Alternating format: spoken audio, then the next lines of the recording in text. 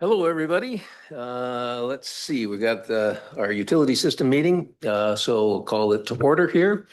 Uh, we uh, we acknowledge we connect with many First Nations across our regional district, and today we're at the Tecumseh-Secwepemc territory on the unceded ancestral lands of the Secwepemc Nation. And we appreciate the partnership that we have with Tecumseh-Secwepemc and respect the territory and land on which we gather today. Additions or deletions from the agenda. Uh, Do we have any additions, deletions? No? Okay. And we don't have anybody here that's not part of the committee, correct? So we're good to go on that. And so we have the minutes. Can I get, okay, Please off and Tricia. we, Sorry, directors, could we just use our mics when we're move to adopt. moving? Thank you. All right, all in, are we okay? You've got the names? All in favor? Opposed? Carried. And we have delegations invited presentations. None? All right. Reports, capital project update. Tyrone, I guess we're ready to roll.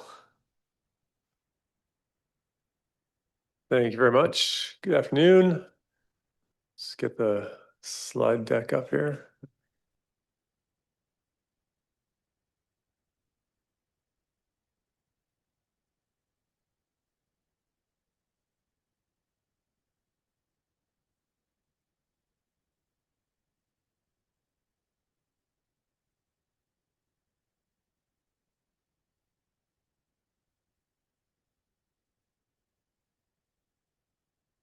All right, so our capital projects update for December. We'll go through our funding summary, project updates, and then future projects. So this is a summary of all of our funding streams, and there's a table on the 2 slides down that summarize it all, but we have our Pritchard Water Plant, our Investing in Canada Infrastructure Program. Then we have Growing Communities Fund and CCBF for the Pritchard wastewater treatment conversion or upgrade to membranes. Then we have Growing Communities Fund and CCBF for the water reservoir in Wallachine. Then we have the CCBF for groundwater exploration and test well completion for 4 of our systems. We also have CCBF for a bottled water fill station in Loon Lake. And funny enough, we have more CCBF for an access road to the reservoir in Delaware. And then we have a different one, a Community Emergency Preparedness Fund. This was ongoing and disaster risk reduction for the drought risk and resiliency assessment for all of our community water systems. It's a mouthful, that one. And then we have a planning grant for the Evergreen Water System. So in summary, we have all these projects here and the various funding mechanisms and amounts and the status updates. So a pretty quick reference guide to recap what the rest of the presentation will cover here. So our current projects, this is looking a little bit different than our last one, Pritchard Water Treatment Facility. So the last presentation, I don't know if you will recall, had a couple holes in the ground and a little bit of concrete.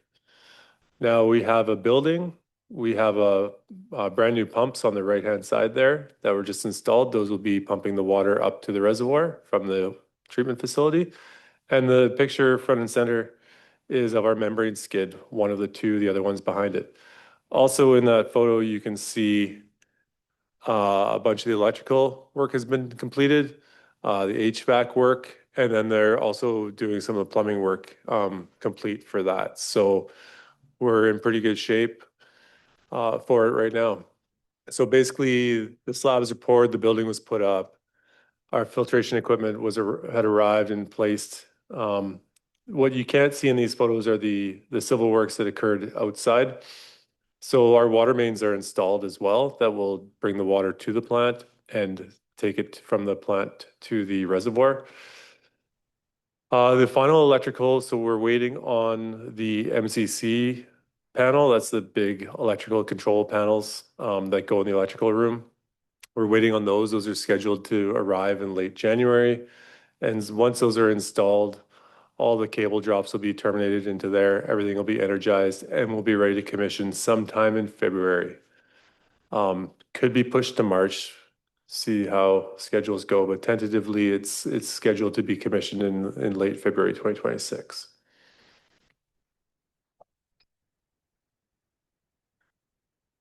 Next updates on the wastewater facility. So again, this not a lot of change since the last update.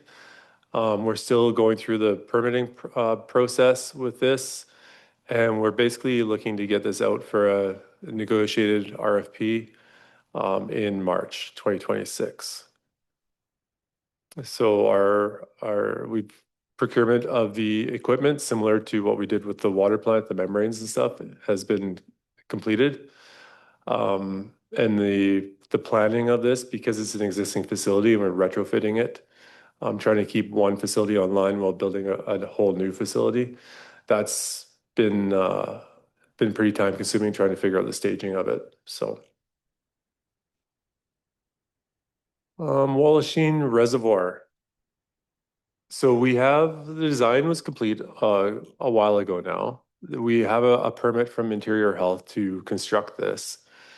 We're working through with the Ministry of Transportation for the permits. There's a small section of the MOTT right-of-ways that we have to touch in order to get the water to and from the reservoir. We do anticipate that this is going to be out for a tender, but a negotiated RFP in early 26. And by that, I mean, we're targeting a January RFP to go out for the contractor to construct. And ideally, we would have a contract awarded late February, early March for this. And the reason we've pushed this to early 2026 rather than the fall is just because we think we'll get better value by tendering at that point and the availability of contractors. I can touch on that with a similar or different project a little bit later on. And then we will also make sure that we do some public communication around this as well before we start breaking ground and some notifications to the public out there. Yeah. So our groundwater exploration, this one, I believe at our last meeting, we were just starting this and getting support for it. So this one's moving pretty quick. We're looking at Del Oro and Evergreen, which both have existing surface water sources, and we're looking at converting those to groundwater, similar to what we did in Black Pines. Maple Mission and Spence's Bridge both have groundwater already, and we're looking for Spence's Bridge. We're looking to add redundancy in for Maple Mission redundancy, but also renewal of the existing groundwater source. So we put this into two phases that we mentioned last time. So the desktop study, where our hydrogeologists and other professionals would review the areas, review all the historical information for these communities, and basically come up with a recommendation: do you drill or not? So phase two was then, after the desktop study was complete, was to drill a test well, develop it, and then do a pump test on it. So those desktop studies are completed for Del Oro, Evergreen, and Spence's Bridge. The Maple Mission is anticipated in 2026.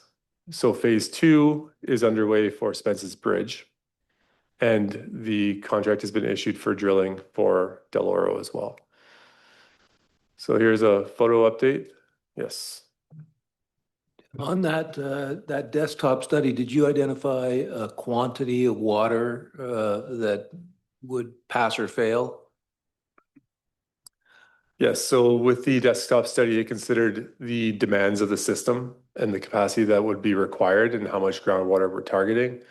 And as well as it would look at any nearby wells. For instance, Del Oro has a significant amount of groundwater wells that are in the provincial database on the north side of the South Thompson River. However, most of those wells are lower yield than what we're targeting. And you'll see that, as was explained to me from their hydrogeologist, is that A lot of these wells are private domestic. So once they hit the amount of water that they need, they kind of stop. So we do have that target in mind for each of these systems, and that's what we're drilling for, and that's why we then do the pump test afterwards. So this next photo for Spence's Bridge. So the first one, they drilled the well. The second one, they are actually airlifting it to start to develop it and install the screen. And our hydrogeologist is fairly confident, and our pump testing that's being completed this week is running at 300 gallons per minute. So that's, I know it's not the normal terms that we use or units that we use, but that's adequate for the community of Spence's Bridge for a backup well or an alternative source. Also, what's nice about that water volume or production from that well is it's significantly larger than the other wells in the area. So that could, like, the first thing we're looking for is quantity of water, and the next thing is the quality of water. So Jamie said, get excited. I said, hang on a second. Let's slow this down a touch. We need good water quality first. It's looking good so far. Desktop study, check. Quantity of water, check. Quality of water, unknown. We will have those results early in the new year, and then we can go from there. Director Thorpe. Just a quick question. What is the gallon per minute on the other wells? Do you know what it is over at Cook's Ferry, those wells, for example? I'll do some quick math. Thank you. I'm just wondering how excited I should let my community be. Once we know the quality of the water. Let's see. Here's a second. Mhm.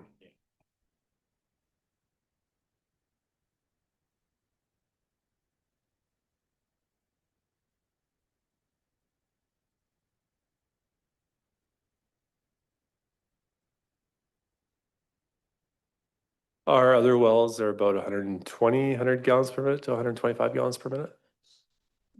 Two of those would run at that, and the other one would be significantly less.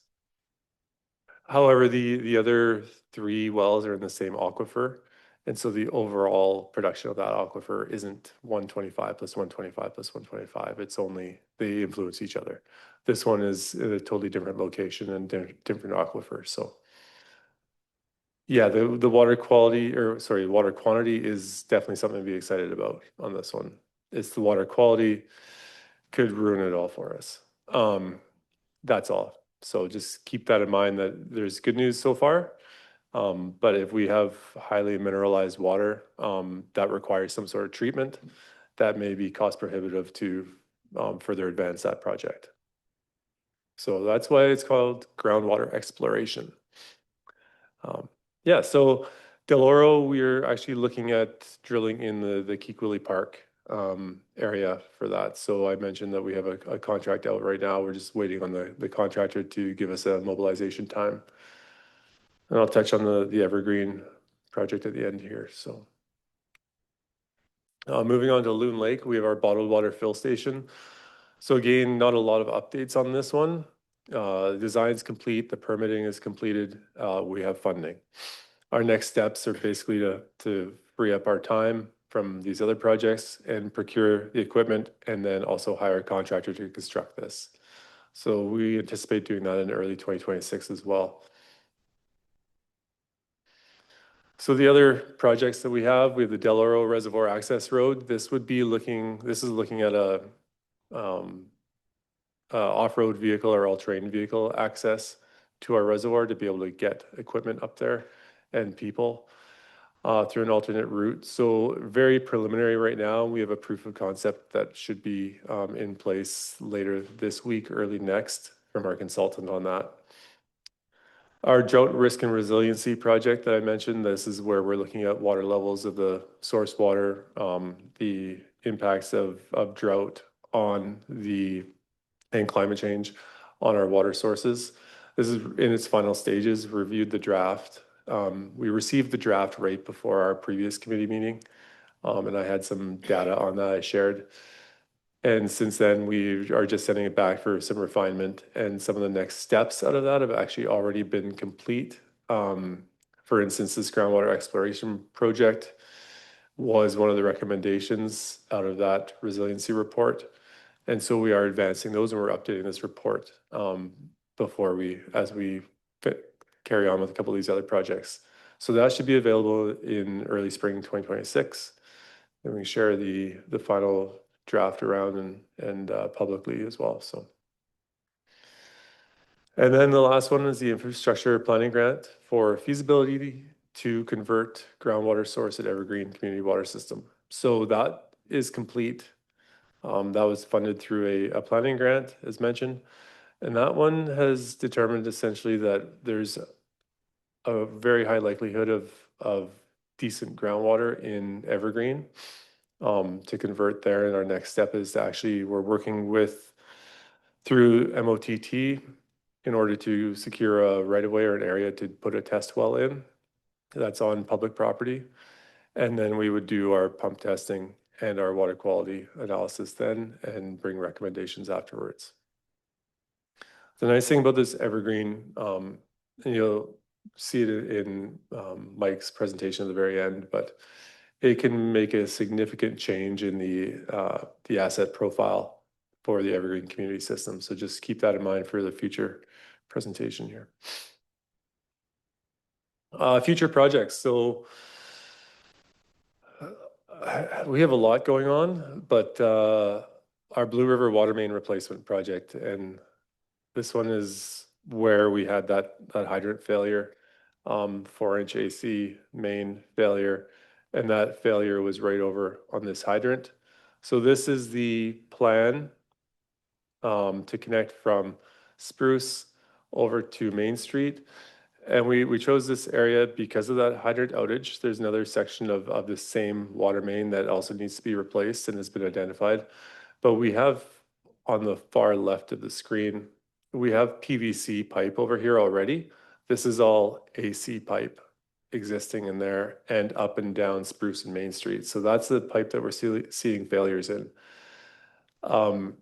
So the plan is to extend the good pipe in the ground, the C900, the PVC, through, and then bring it up Main Street and reestablish that hydrant there. So unfortunately, when we put it out for tender, our pricing came back in significantly higher than budget allowed us to complete. And a lot of that was just the timing of it. So that's what I mentioned for the Wallachine Reservoir, why we didn't tender it in the fall. We already saw this on this project, where we basically have to postpone it to next year. But also we're going to tender a revised scope on this project for the Blue River water main, because these two streets, Spruce and Main Street, running north-south on this photo, they all have the same era AC pipe, and we're starting to see failures on this pipe. So they all need to be replaced and renewed at some point. And so our plan is to increase the scope to basically increase the extents of the project and bring them as far up Main Street as we can. Then we'll run the pipe all the way up Main Street, replace all that AC main all the way up to First Ave, and then tie in eventually over to, is that Cedar, I believe. So we'll start replacing our AC pipe with our PVC there. Hey, Ron, just, you said it came in over budget. Was that just because of the pipe, or was it the availability of the contractor?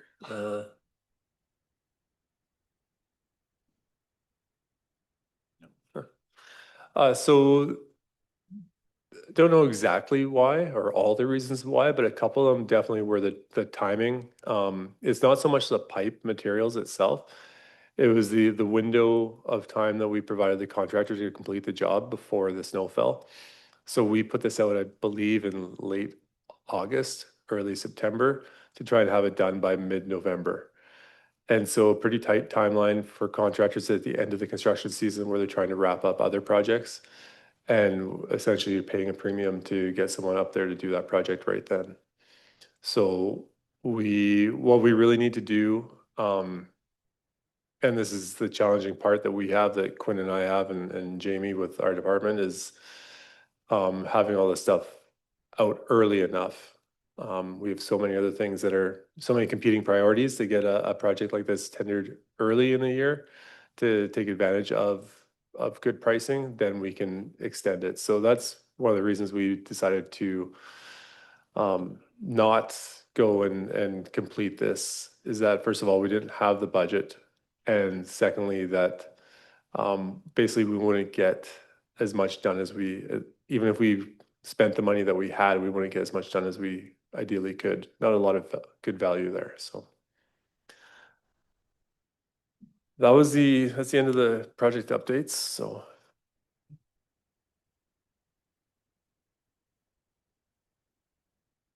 No questions, so we can move on.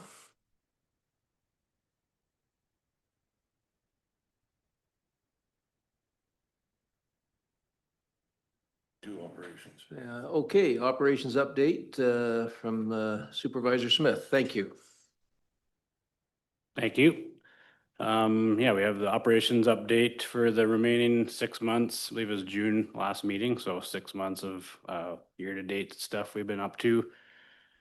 The usual agenda, we'll go over our staffing situation, and then we'll go on to the operational updates throughout the systems that we've worked on, and then what's coming down the line. Staffing wise, we lost one of our recent hires to the city of Kamloops. He moved on to the wastewater treatment plant in September. And then we hired a new utility tech, John Silva from Metro Vancouver. John's been great. He's got a lot of utility experience and some instrumentation experience. He's been living down the mainland for quite some time and wanted to move somewhere a little more quiet. So they're living just out in the rural area outside of Kamloops. Sorry. And then retirement, Darren retired in October. We went over that last meeting. I just got off the phone with him last week to see how he was doing. He's off to Mexico for a month. It's not too bad. And then when he comes back, I'll be getting in touch with him to work with us on a casual basis. He'll be kind of working week to week and helping us out on the treatment side of things. So that will be a big help.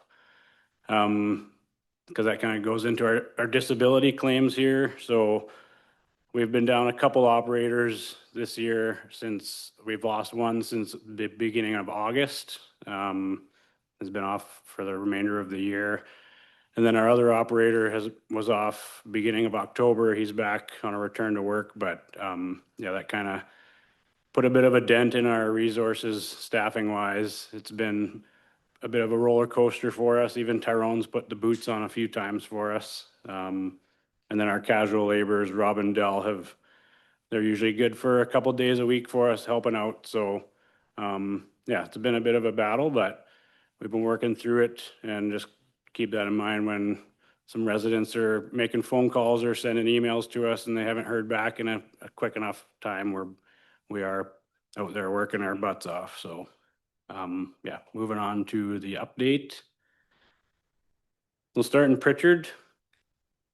This is on Anchor Road. There's our favorite 4-inch AC asbestos concrete pipe down there leaking away. In Pritchard, there's a bit of a ditch system throughout the community for drainage, and if you drive through, you can tell some residents have used that and filled that in for extra parking or storage. That picture on the bottom, there's a new trailer in the background that was on a new kind of parking pad. And I think it wasn't a coincidence that the break happened just off the edge of that. We got a repair clamp on there and buttoned that up. That happened at the same time we were doing the Wallachine water main. So it was lots of stuff going on that week. Drilla Road, I don't have any photos for that one. There was a service saddle leak, same kind of thing. Just an old piece of infrastructure falling apart that had to get dug up and repaired. And then there's our new water plant. It's going to be exciting. We got a new piece out there, shiny new building. I'm looking forward to getting that commissioned in the new year. Savanaugh, we did reservoir and wet well inspections and cleans. So we do this every few years. We hire the contractor. That's his little ROV unit. We went to Spence's Bridge, Black Pines and Savanaugh, and he sends that thing down, hooked up, and drives it around, and it cleans up all the silt and everything on the bottom of the reservoirs. It's a pretty nifty little device. But yeah, it cleans everything up really well for us. And then Watson Drive, we had an interesting situation there. It kind of came up, a resident brought up an issue with their bill. I think it was around the time the base rates were increased. And we kind of looked into it, and they hadn't been paying for any water. They were just paying for the base rate.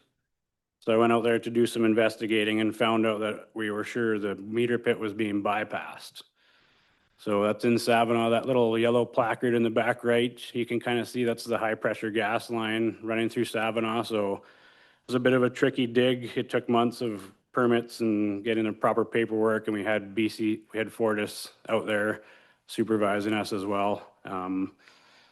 We ended up getting down to the meter pit, and you can see that blue piece of pipe is a fresh service line that was ran directly to the house. So not sure if it was on purpose or accidentally, but somebody went down there and just disconnected the meter pit.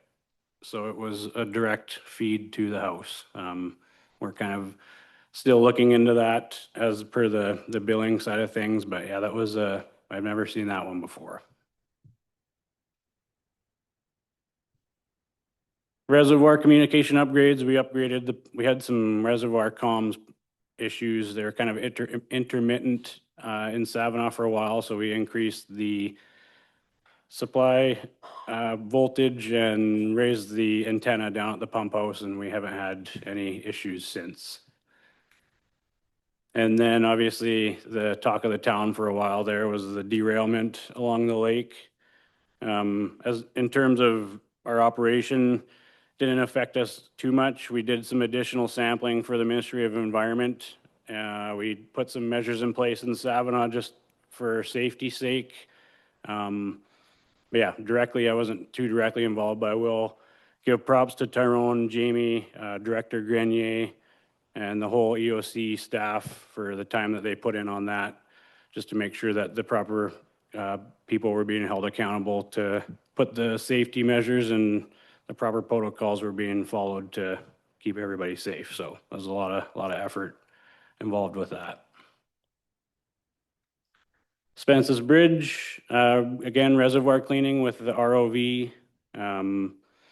We did some fire hydrant maintenance throughout the town. That's a bit more of a significant job we did on one of the hydrants, and then we performed flow testing on all the hydrants as well, and collected that data and passed that off to the fire chief for his records. One of the well pump starters died, so we were only down to one pump for the Spence's Bridge side for a while, and we got that repaired. And then there was a bit of a miscommunication, so I'm not sure if you can see there. The bottom left circle is our reservoir. The middle is the Indian Band office, and on the right side is our pump house. So the Indian Band office acts as a repeater from the reservoir to send to the pump house, just due to the mountain and how it's all set up. The Indian Band office had some electrical work done, and they forgot to communicate to us that was being done, and one of our panels got pulled and killed the signal to the reservoir. So the reservoir was reading full. Meanwhile, the town was using water, and it wasn't long after our phones were blowing up and people were calling saying they have no water left in their system. Yeah, we got on that quick and got the reservoir filled, but then we had to put the town on boil water and do the proper sampling and get that all sorted out. So moving forward, we'll hopefully that won't happen again. Evergreen, we did some driveway repair. So earlier in the year, this was a repair we did in the front yard of a residence. Was one of our meter pits was leaking a decent amount, and it it undermined their driveway and their front yard. And we've been kind of talking about doing pavement work for a while, just with patchwork and how much it costs to get a contractor out there to just do a small section. So this was kind of a training opportunity as well. It was a learning experience, that's for sure, but we got them a nice new driveway and they're happy with that. And then Evergreen intake was on an old 3G communication module, which is getting a little bit obsolete, so we upgraded that and comms have been good since. Vaven B, Tyrone's favorite place. Him and Rob went up there a few weeks back for a water service repair. We kind of knew there was leaks happening. Phil and his team went around checking the village and they found a pretty significant leak coming up near a vacant lot. They grabbed the crew and went up there for the day and dug down and managed to get that turned off. Again, it's a vacant lot, so haven't really put a new line in yet at all, but that got repaired. And then a couple weeks after that, so there was a bit more to the story here. There was a structure fire early morning hours that Phil and the team had put out. And we had already known there was a leak somewhere within the Vavenby system, but we couldn't pinpoint. The Vavenby is a little bit tricky where there's lots of groundwater and streams and water disappears. It's not quite like Pritchard where it just starts geysering right straight up from where the leak is. But after the house fire, the amount of water that was used in the valve turning and the pressure changes, I think kind of loosened up the leak that we were looking for and caused a pretty significant leak by the standpipe. And there's a 4-inch AC main there again, just down the line from that. They located that and managed to dig down. It was a 2-day job and they capped it with the PVC and a thrust block and managed to get that buttoned up. So that was another good one. Del Oro, regular hydrant maintenance. We came across a few hydrants that were quite old and needed repair. We ordered up new internal components and got them installed. One of the hydrants is still out of commission. It requires a little bit more significant maintenance, but that's on the to-do list.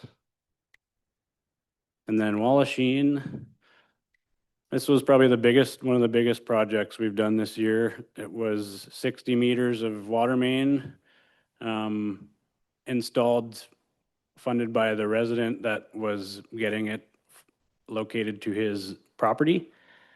You can kind of see there he had a contact for a contractor, so they brought in the big excavator in the background and trenched everything out, and we laid that pipe down. That's the service and the standpipe at the end. And then we were calling these Wallachine watermelons.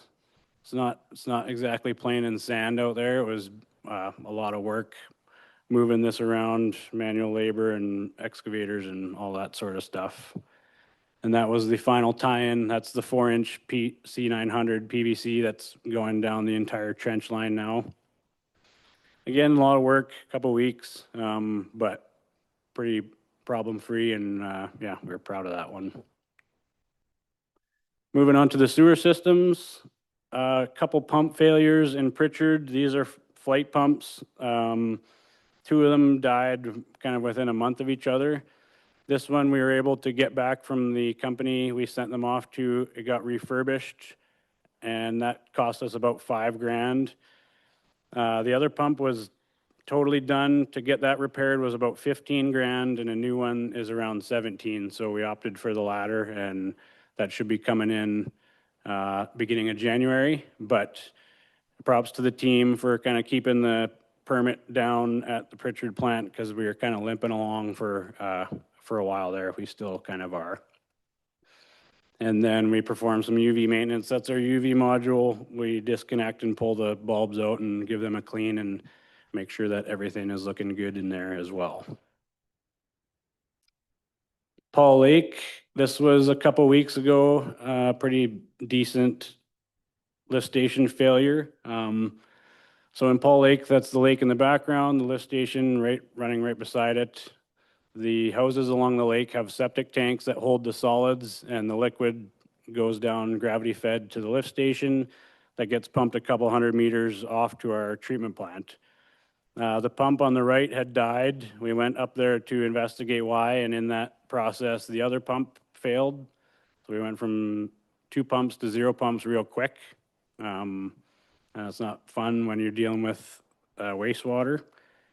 So we managed to get that dealt with. We had a vac truck throughout the night pumping it out, and we had a shelf spare.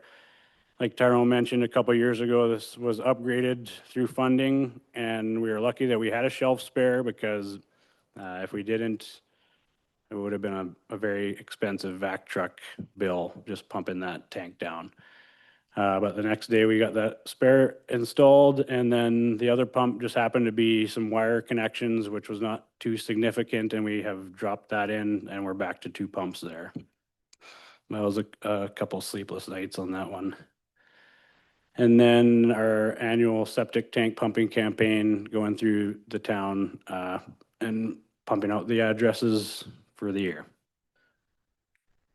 And then upcoming, just our general winter kind of routine meter reads, some endpoint replacements on the meters, routine maintenance, the Pritchard water commissioning, and then we'll be flushing 1/3 of the Pritchard sewer system as we did last year, and then obviously looking forward to the wastewater plant upgrade. And that is it for the operational update.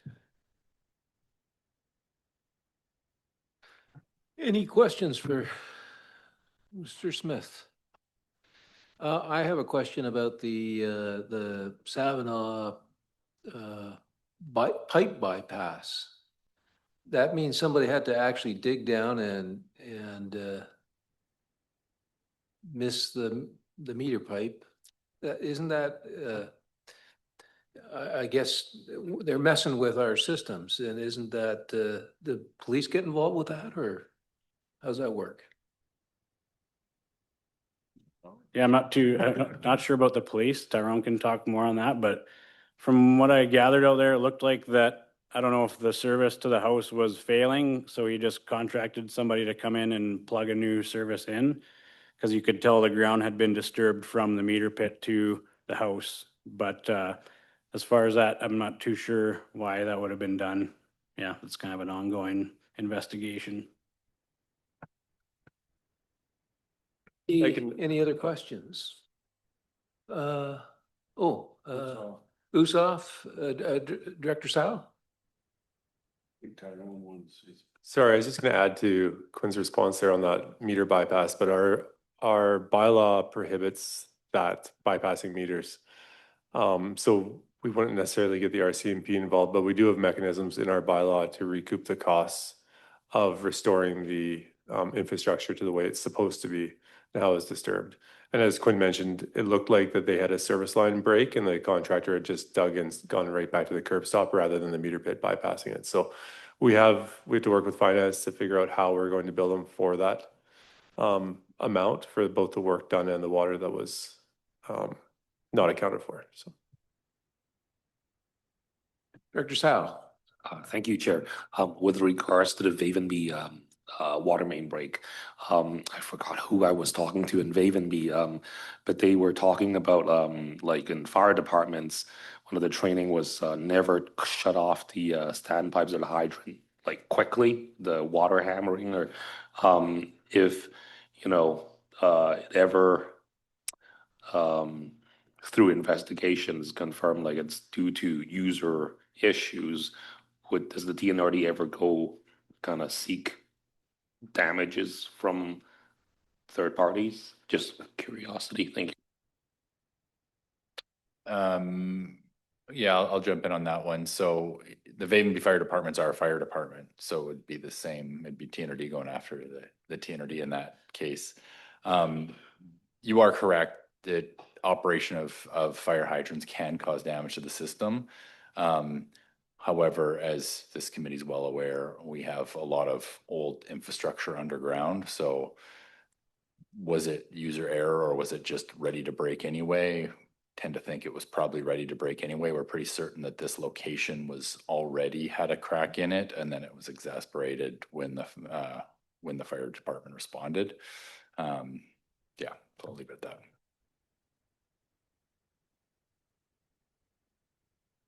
Okay, so are we ready to move on to, sorry, Lee? Director Morris. Oh, thank you. Actually, I've got a fairly long list of more detailed questions.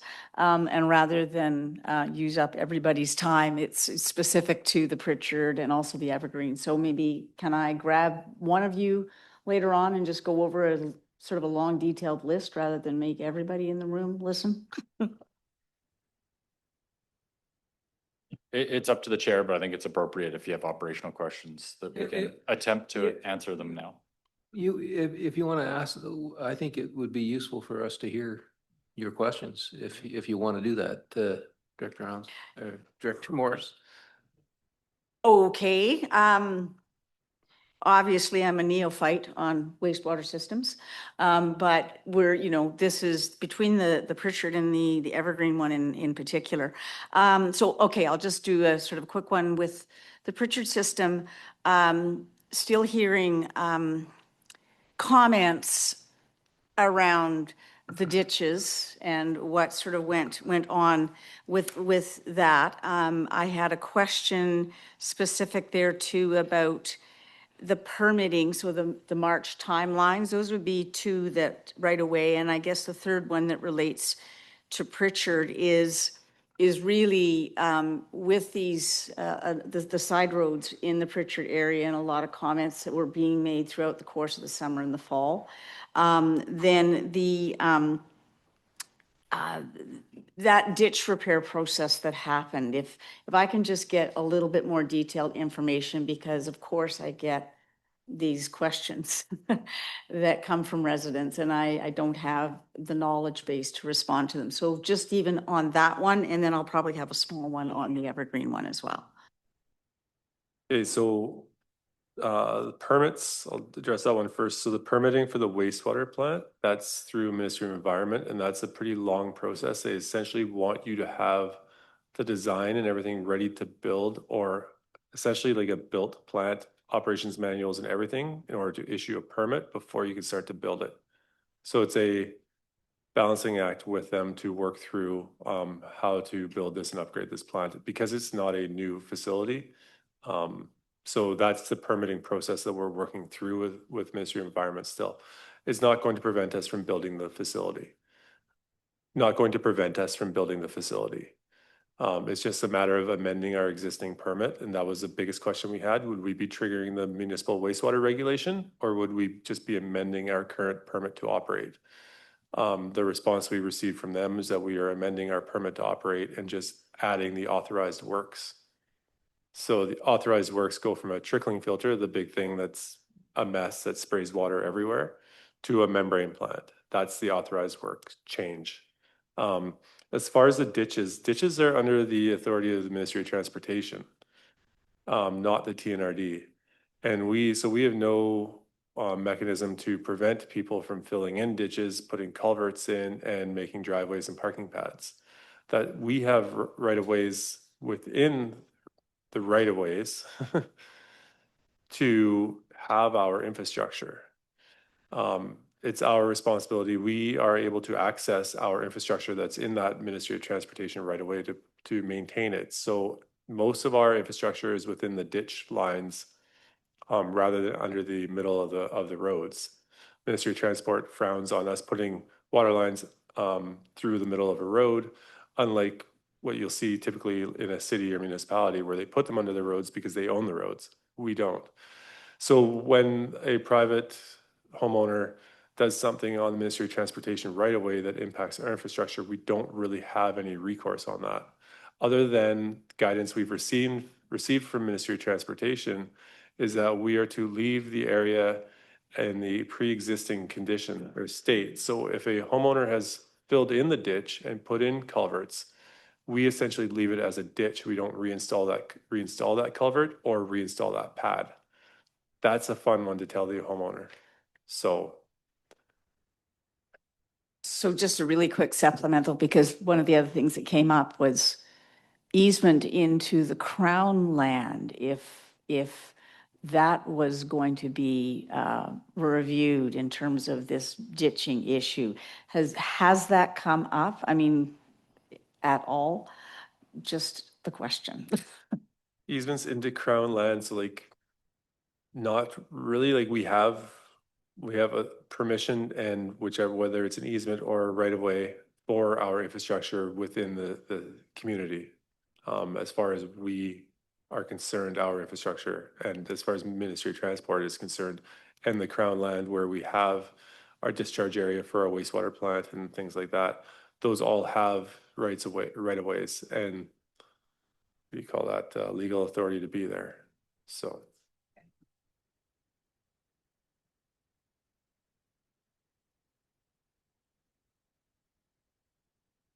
Sorry, and then should be a fairly easy one with Evergreen. What is your sense with Evergreen in terms of long-term? How is this one gonna kind of roll out? Just in terms of timing of it. Again, I had a couple of questions thrown my way, so. Are you talking about the groundwater exploration? Yes, so I don't know how it's gonna turn out. I mean, ideally, we hit nice groundwater that's, requires zero or minimal treatment. And we can convert that to a groundwater system. I think with Evergreen, we would have more, it'd be easier for us to bring a project forward to convert to groundwater in Evergreen versus other systems, simply because we have not just a water quality issue coming from the North Thompson, but also an access to infrastructure issue. So if there's even if we require some form of treatment on groundwater, I think that's something we would definitely go further down the road on to determine what those requirements would be and is that feasible. So it would benefit that community, in my opinion, to convert to groundwater simply because we remove the access to infrastructure issues. We eliminate a significant amount of assets that require renewal very soon. And it's a more secure source. So.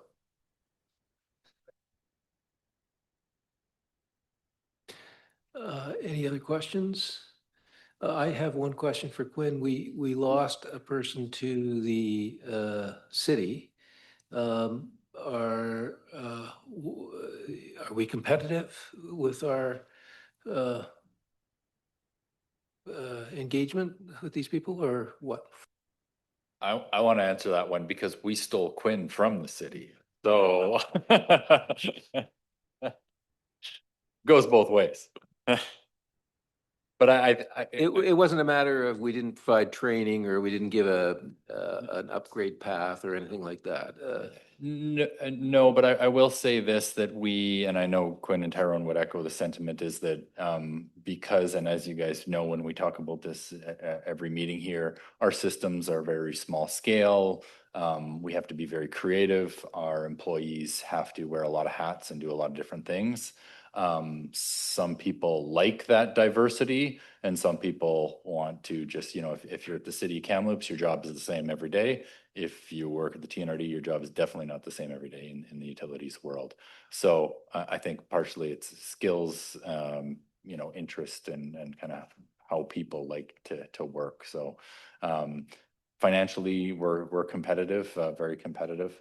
So it comes down to the work, I think. Is there anything to add to that, guys? No, I would agree. Some of the guys that we get out of school are treatment based. Some people are more utility based. I think the person that we lost was a little more on the treatment side, which we don't offer too much of. And I think they were just kind of looking to settle into a job that he got. So, yeah. Thank you for that. Should we move on to the next issue? That would be this 6.3? Yes, 6.3, Waveney Community Water System Rate Increase. Mr. Vieira. Thank you, Chair. Yeah, I just want to provide a brief introduction before Tyrone takes it away. So he'll provide a bit of background on our rate review that we did in 2024. I just wanted to say that to this committee and as well as we could say to the board tomorrow when this comes up is, you know, we don't ever take these recommendations to increase fees or taxes lightly, especially when there's significant changes. I know you all regularly get calls and emails from residents, you know, seriously concerned about affordability of living. Myself, Scott, Tyrone, we get those calls regularly as well. I definitely get those calls on an increased frequency when the quarterly basis when utility bills come out. So, you know, we keep that in mind and are definitely sensitive to that when we're looking at these numbers. But at the end of the day, our job is we're tasked with ensuring that services are delivered on an ongoing basis. So because of this, we have to bring this recommendation forward because this service in Vavenby can't continue on an ongoing basis based on the current funding levels. So it's one of those things, if the ship is sinking, our job is to, you know, let the captain know, you guys are the captains making the decision. And we're telling you that this is in a poor condition. So Tyrone's done a lot of good work here on reviewing these. And I think these recommendations, although there's sticker shock to them, they're justified. And Tyrone will walk us through kind of all the work that went into this recommendation. Thank you. So just quickly, like all of our stock slideshows are set up, a little bit of an agenda, history, current state, and the recommendation. So a very short slideshow. What have we done so far? So in 21 and 2023, we identified funding gaps and presented 3 funding scenarios for each utility to this committee. In 2024, we implemented the committee recommended rate increases for each community. And those scenarios were status quo, targeting a specific amount of money in the reserve for future renewals, and then also targeting putting enough money in reserve to deal with the renewals as of that date. So we had anywhere from a 4% increase in both Evergreen and Vavenby up to a 15% increase in Savannah. In 2025, as you guys will hear in the next presentation, we've refined the infrastructure deficit, and that's due to our asset management strategy and our asset manager who's here today. So the current state, how is it working? Well, I took 4 comparable systems. They're comparable in connections and they're varied in water sources. So we have Blue River on the left, we have Pritchard, Spence's Bridge, and Vavenby on the far right. The bars show the amount of money transferred or contributed to the respective reserve accounts for each system for the next from 2025 through 2029. So as you can see, Blue River, they're upwards of $100,000 by the end of 2029 to transfer to reserve. Pritchard's up there. And then over on the far right, I don't know if you guys can see that, but Vavenby is on the far right. It's right here, the flat line. This is how we compare when we look at the connection counts for the systems. So Blue River groundwater system, 125 connections. By the end of 2028, which is what our approved structure is was for the period of 2024 through 2028, they picked 11.5%.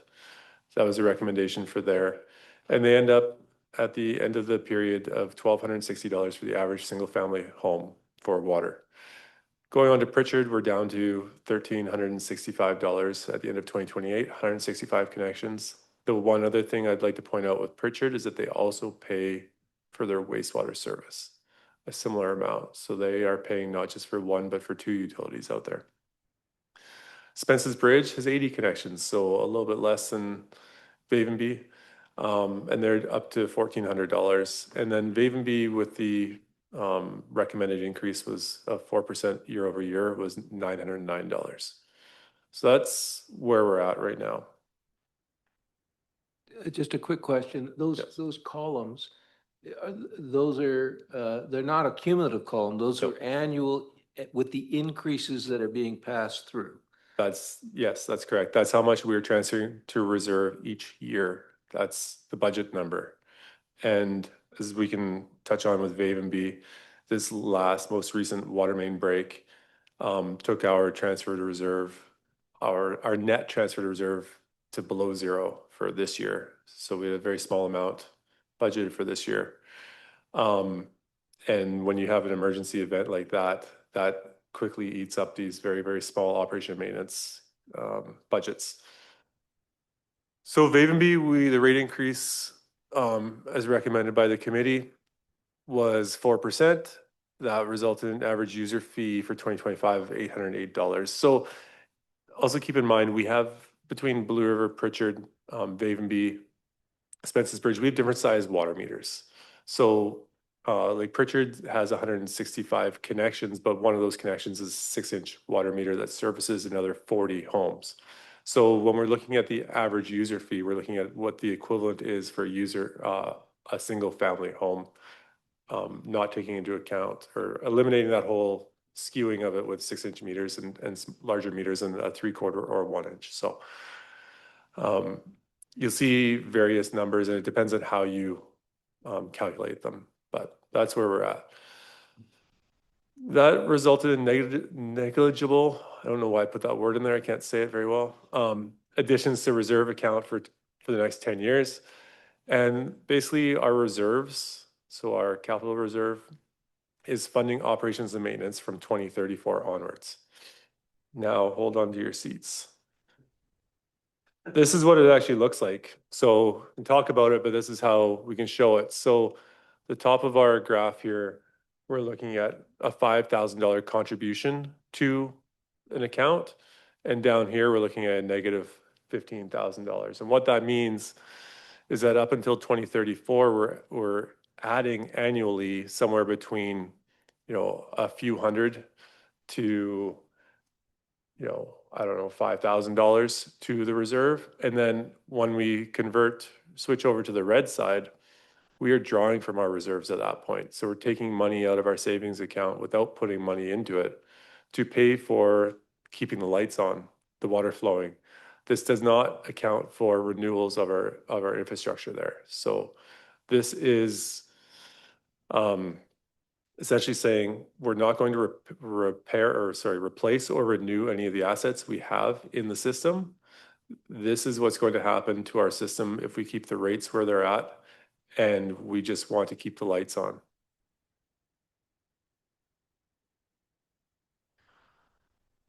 So given that it's not an ideal situation, we have a recommendation. So this is a bit of a drill down into what the net reserve transfer under the current rate structure is.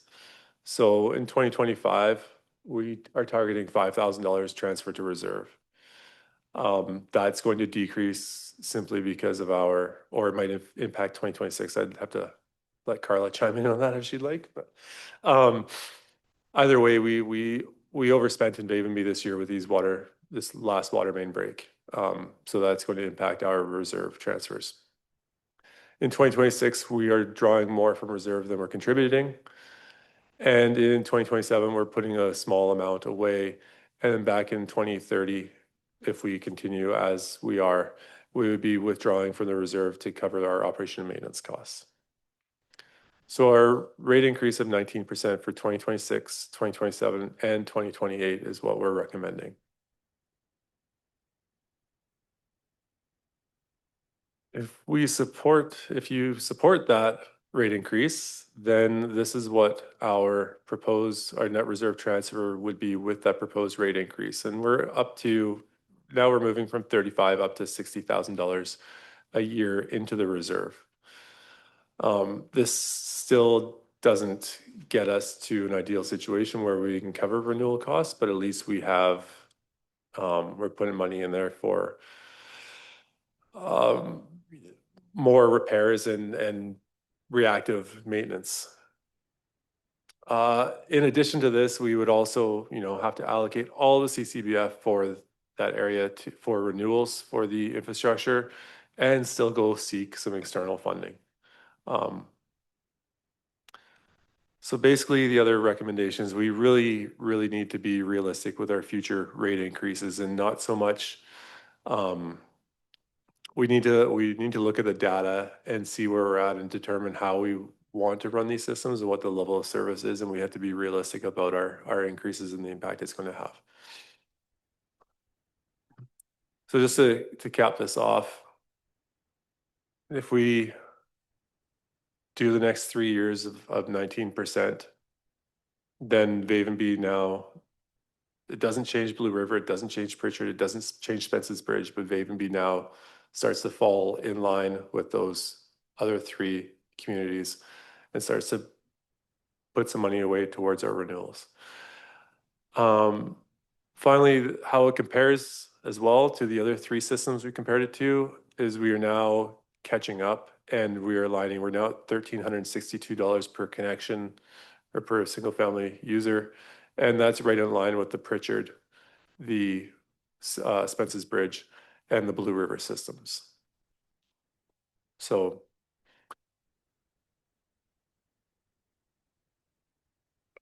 that's the end of my presentation. I have a question. Director Sowd, have you got something to say about this? Should I make the recommendation first and then go into debate or to a question or? Whatever you like. Okay, I'll ask my questions now then, or, sorry. If I can, Chair, before we go into questions, just wanted to kind of tie this up in a bow in terms of the process that we're going through here. So as you've seen on the agenda for tomorrow's meeting, we have a board report with the amendment bylaw for board approval that would actually enact our recommendation. So just for clarity if this committee does not support our recommendation, we would remove that report from the agenda tomorrow to be reconsidered or whatever the discussion this committee level is. But the reasons I'm bringing it up because it's a little clunky. The reason we did that was to try have these rates in effect January 1st. So we didn't want to wait until the January meeting before the bylaw got adopted. So I'll put it back to the chair for questions. Director Sowd. Thank you, Chair. I have 2 questions. One was how much, I know Jamie or Tyrone, you gave me a rough number. The latest main break repair was about $10,000. Since then, is that number still about the same? $10,000 to fix that last water main break? Thank you. I don't have an exact number on that. I've seen one invoice so far, and it was around $3,200. I would expect that we're going to be in the $7,000 to $10,000 range for that repair. And like Quinn mentioned, that was a 2-day job that we did there. So Thank you very much. My second question is just running through the whole crash test scenario. What happens if a water system, not just Vavenby, for any water system, what happens if the board decides, nope, we're still going to keep it, the rates low, but we run out of reserve funds to draw from for repairs? What happens then? Is there a sudden demand notice to all residents that you have to pay, everybody's to pay $5,000 now to fix it? Or does the water system get shut down just for awareness of how this plays out? Thank you. Yeah, that's a good question. I'll start with the answer and Tyrone will probably jump in. I think the first point would be, we have an obligation to provide the water. And if we can't provide it, then we would notify the community that we are ending the service and shutting it down. Essentially, like a business shutting down, that we would end it. So I think that's the key point, that if we can't repair it and can't maintain it. For example, if a water main breaks and only half the people are running water, we're not going to just keep running water to half the community. Our obligation is to the whole community, or else we shut it down completely. The other kind of concept of I don't know what we would do in terms of public notice we couldn't, well, I don't know what we would do if we had zero money in terms of the community ask. I guess that would be an option, but that is not something that I would ever want to be around for, to go to ask the community, say, we haven't planned and we did a bad job managing your system. Now we need everyone to pay $10,000 if you want us to keep on the system. I guess that would be the only option, but yeah. Thank you. That's what I want to be able to tell my residents, that I don't want that to happen, to come to you for $10,000, as we've seen in some other regions like Osoyoos. And so, yeah, thank you. I have a question. In strata corporations, when you have some unusual event, sometimes there's a special assessment to deal with that unusual event. Would that make any sense in this repair? And then would that then moderate the increase, or you probably already looked at that, but Yeah, I know I was thinking about stratas as well. We haven't been in that situation, to be honest. I haven't looked into it, because that would mean we're not managing our systems properly if we had to go that route. So I don't know the answer to how a special assessment, a special notice would occur. I don't know if Carla's ever been involved in that. Like, if we had to make a special ask for increased money, one-time payment from all the residents, is there a legislative way that we could go about that? Yeah. We'd have to take that back. It might just be a major tax increase the following year, but again, we're such a small tax base. We're trying to avoid that scenario through this whole process. okay, thank you for that. So we have a recommendation. I'll Director move the Sal, recommendation. thank you. Director Thorpe. So do I have to read out the recommendation? Thank you, Chair. It would be wonderful if you did that, as we have members of the public, Oh. possible members of the public attending virtually. Okay. Thank you. So the recommendation that the committee recommend to the Board of Directors that user fees for the Vavenby Community Water System be increased by 19% in 2026, 19% in 2027, and 19% in 2028.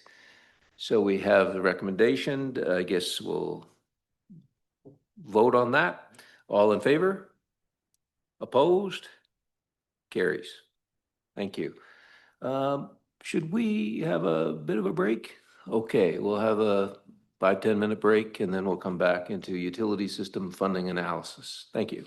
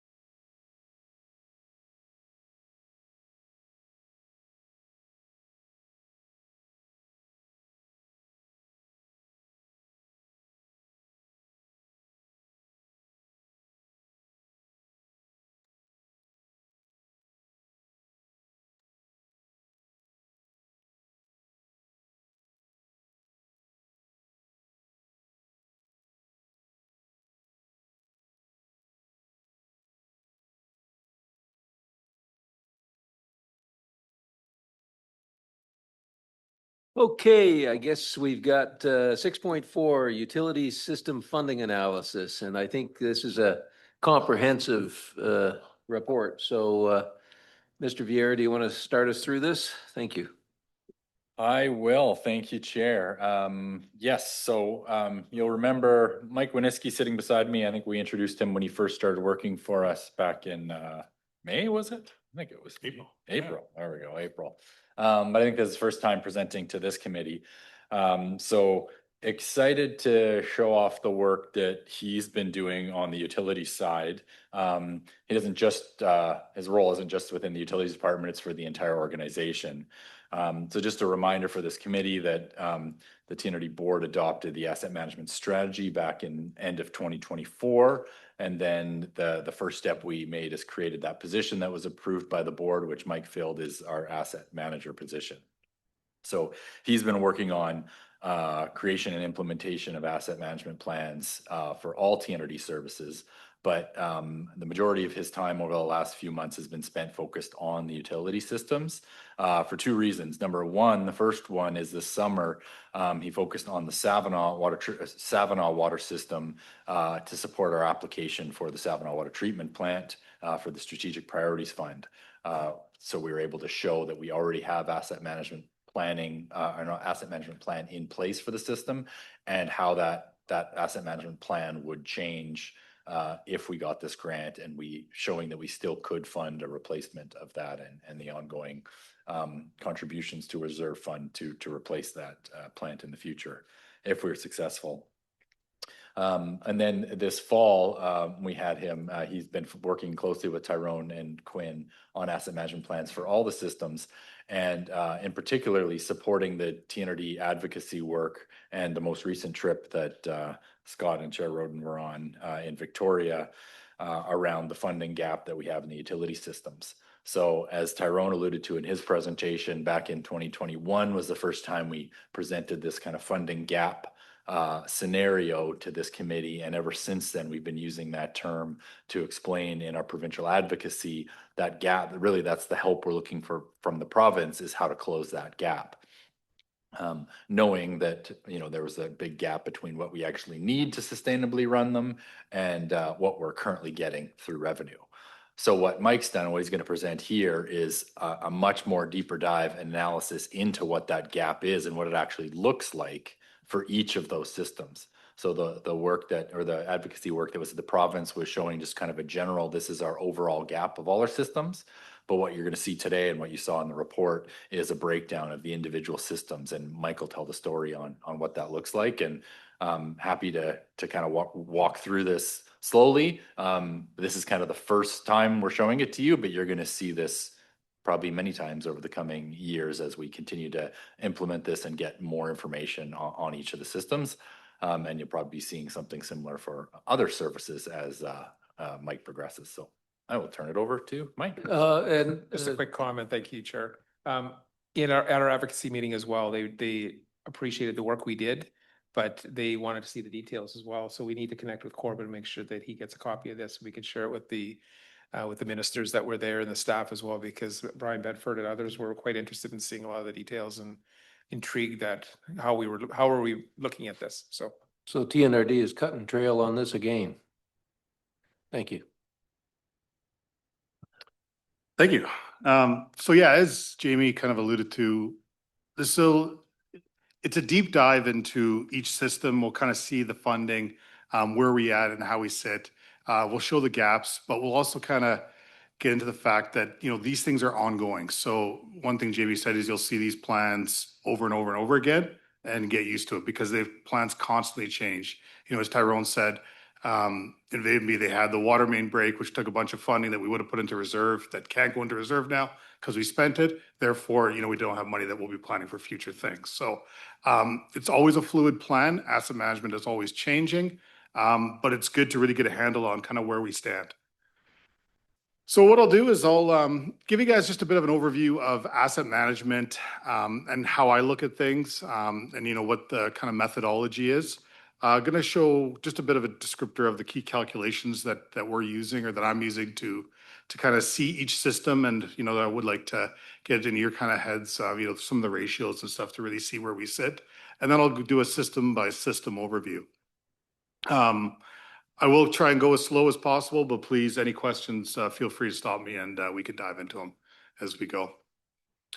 So what is the process? Really what I wanted to do here is just show you that we're using, UBCM's kind of asset management process. So this is a process that you'll see similar throughout most municipalities and regional districts within BC. And it's really based on a international standard for asset management. And what that includes is, assessing, planning, and then implementing the plan. So really what we're doing is looking at what assets we have, planning, matching our funding based on the long-term life cycle of the assets, and then implementing those plans. So that's really important because what we're doing is when we look at a plan and say, okay, we need to renew something in the future, we also have to make sure we have a plan to operate and maintain that asset for the life of it. We don't just plug it in and forget about it. It's ongoing work that, Quinn and team and Tyrone are working on. And then just the key pieces of each asset management plan are, the people. So, the people that are utilizing the assets, whether they're getting the service from it or the people that are, maintaining and operating it, the information that we're getting, the assets themselves, and then also the finances that go in. So really just showing it's a holistic view of each asset that we have. So where are we in our kind of plan? What we've done is this assessment. We're kind of that top side of the assessment. What do we own? We've created asset register for the utility system.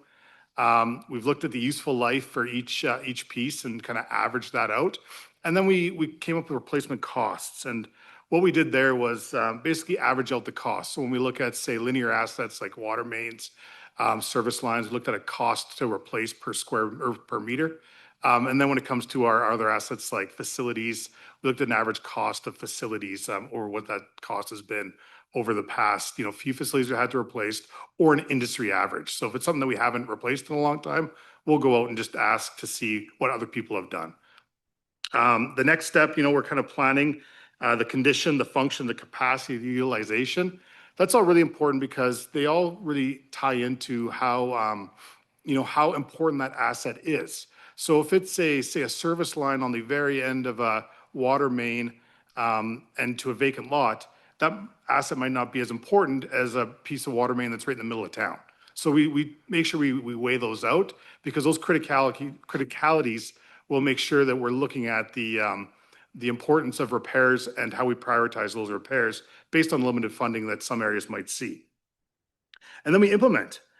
Implement really is not only do we have the plans, but as I mentioned, they're constantly changing. So we want to make sure that we're looking at things. We are areas like, say, Blue River, where we know we have to do some water main replacements.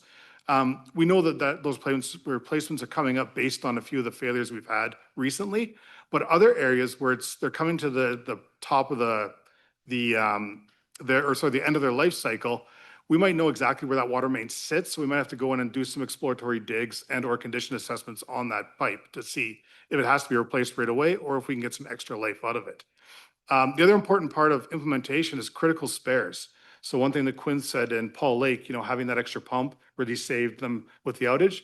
We want to make sure that we've identified those pieces that we have to have on the shelf for Quinn and team to be able to take out and replace right away, because that'll, not only help our service to our people in our communities, but make sure that we are able to keep the systems running.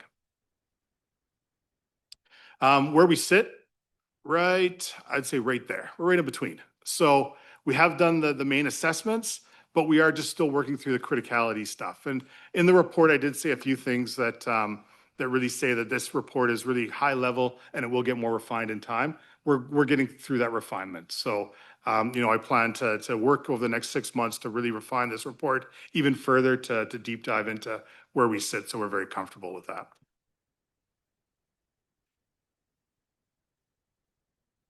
Oh, I lost.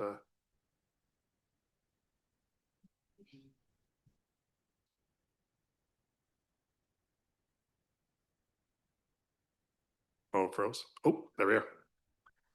So the methodology that I'm using is really similar to kind of what I was showing, that we take our budget. So what I based it on was the 5-year budget that we have, the finance has produced. So that's current to 2029. I used all the operations and maintenance costs that are within that budget, and then I forecasted them long-term. So I used a 2.5% inflationary increase for long-term costs, but also for what rates would do. So this doesn't include any sort of rate increase that would happen after 2029. And this also doesn't include anything that we've, done today. So rate increases of A and B are not included in this. This is as we sat before this meeting started. So really important to know. We've also forecasted growth in each area. Some areas have, potential to grow, based on the amount of parcels in each area. And connection-wise, where we can get more connections. Walsheen's a good example. There could be potential for more connections there. So we forecasted that growth as well. And others, there's very little growth there that could happen just based on the sheer system. So that's taken into account. And we've also looked at, like I said, the average cost to replace everything. So that is a today cost. Other than that small inflationary increase I put in, just because it's really hard to say 25 years out what's going to happen. Because if you think 10 years back, we never would have saw what's happened in that past 10 years. So we can't really say, that exactly where it's going to be, but this gives us a good idea to average.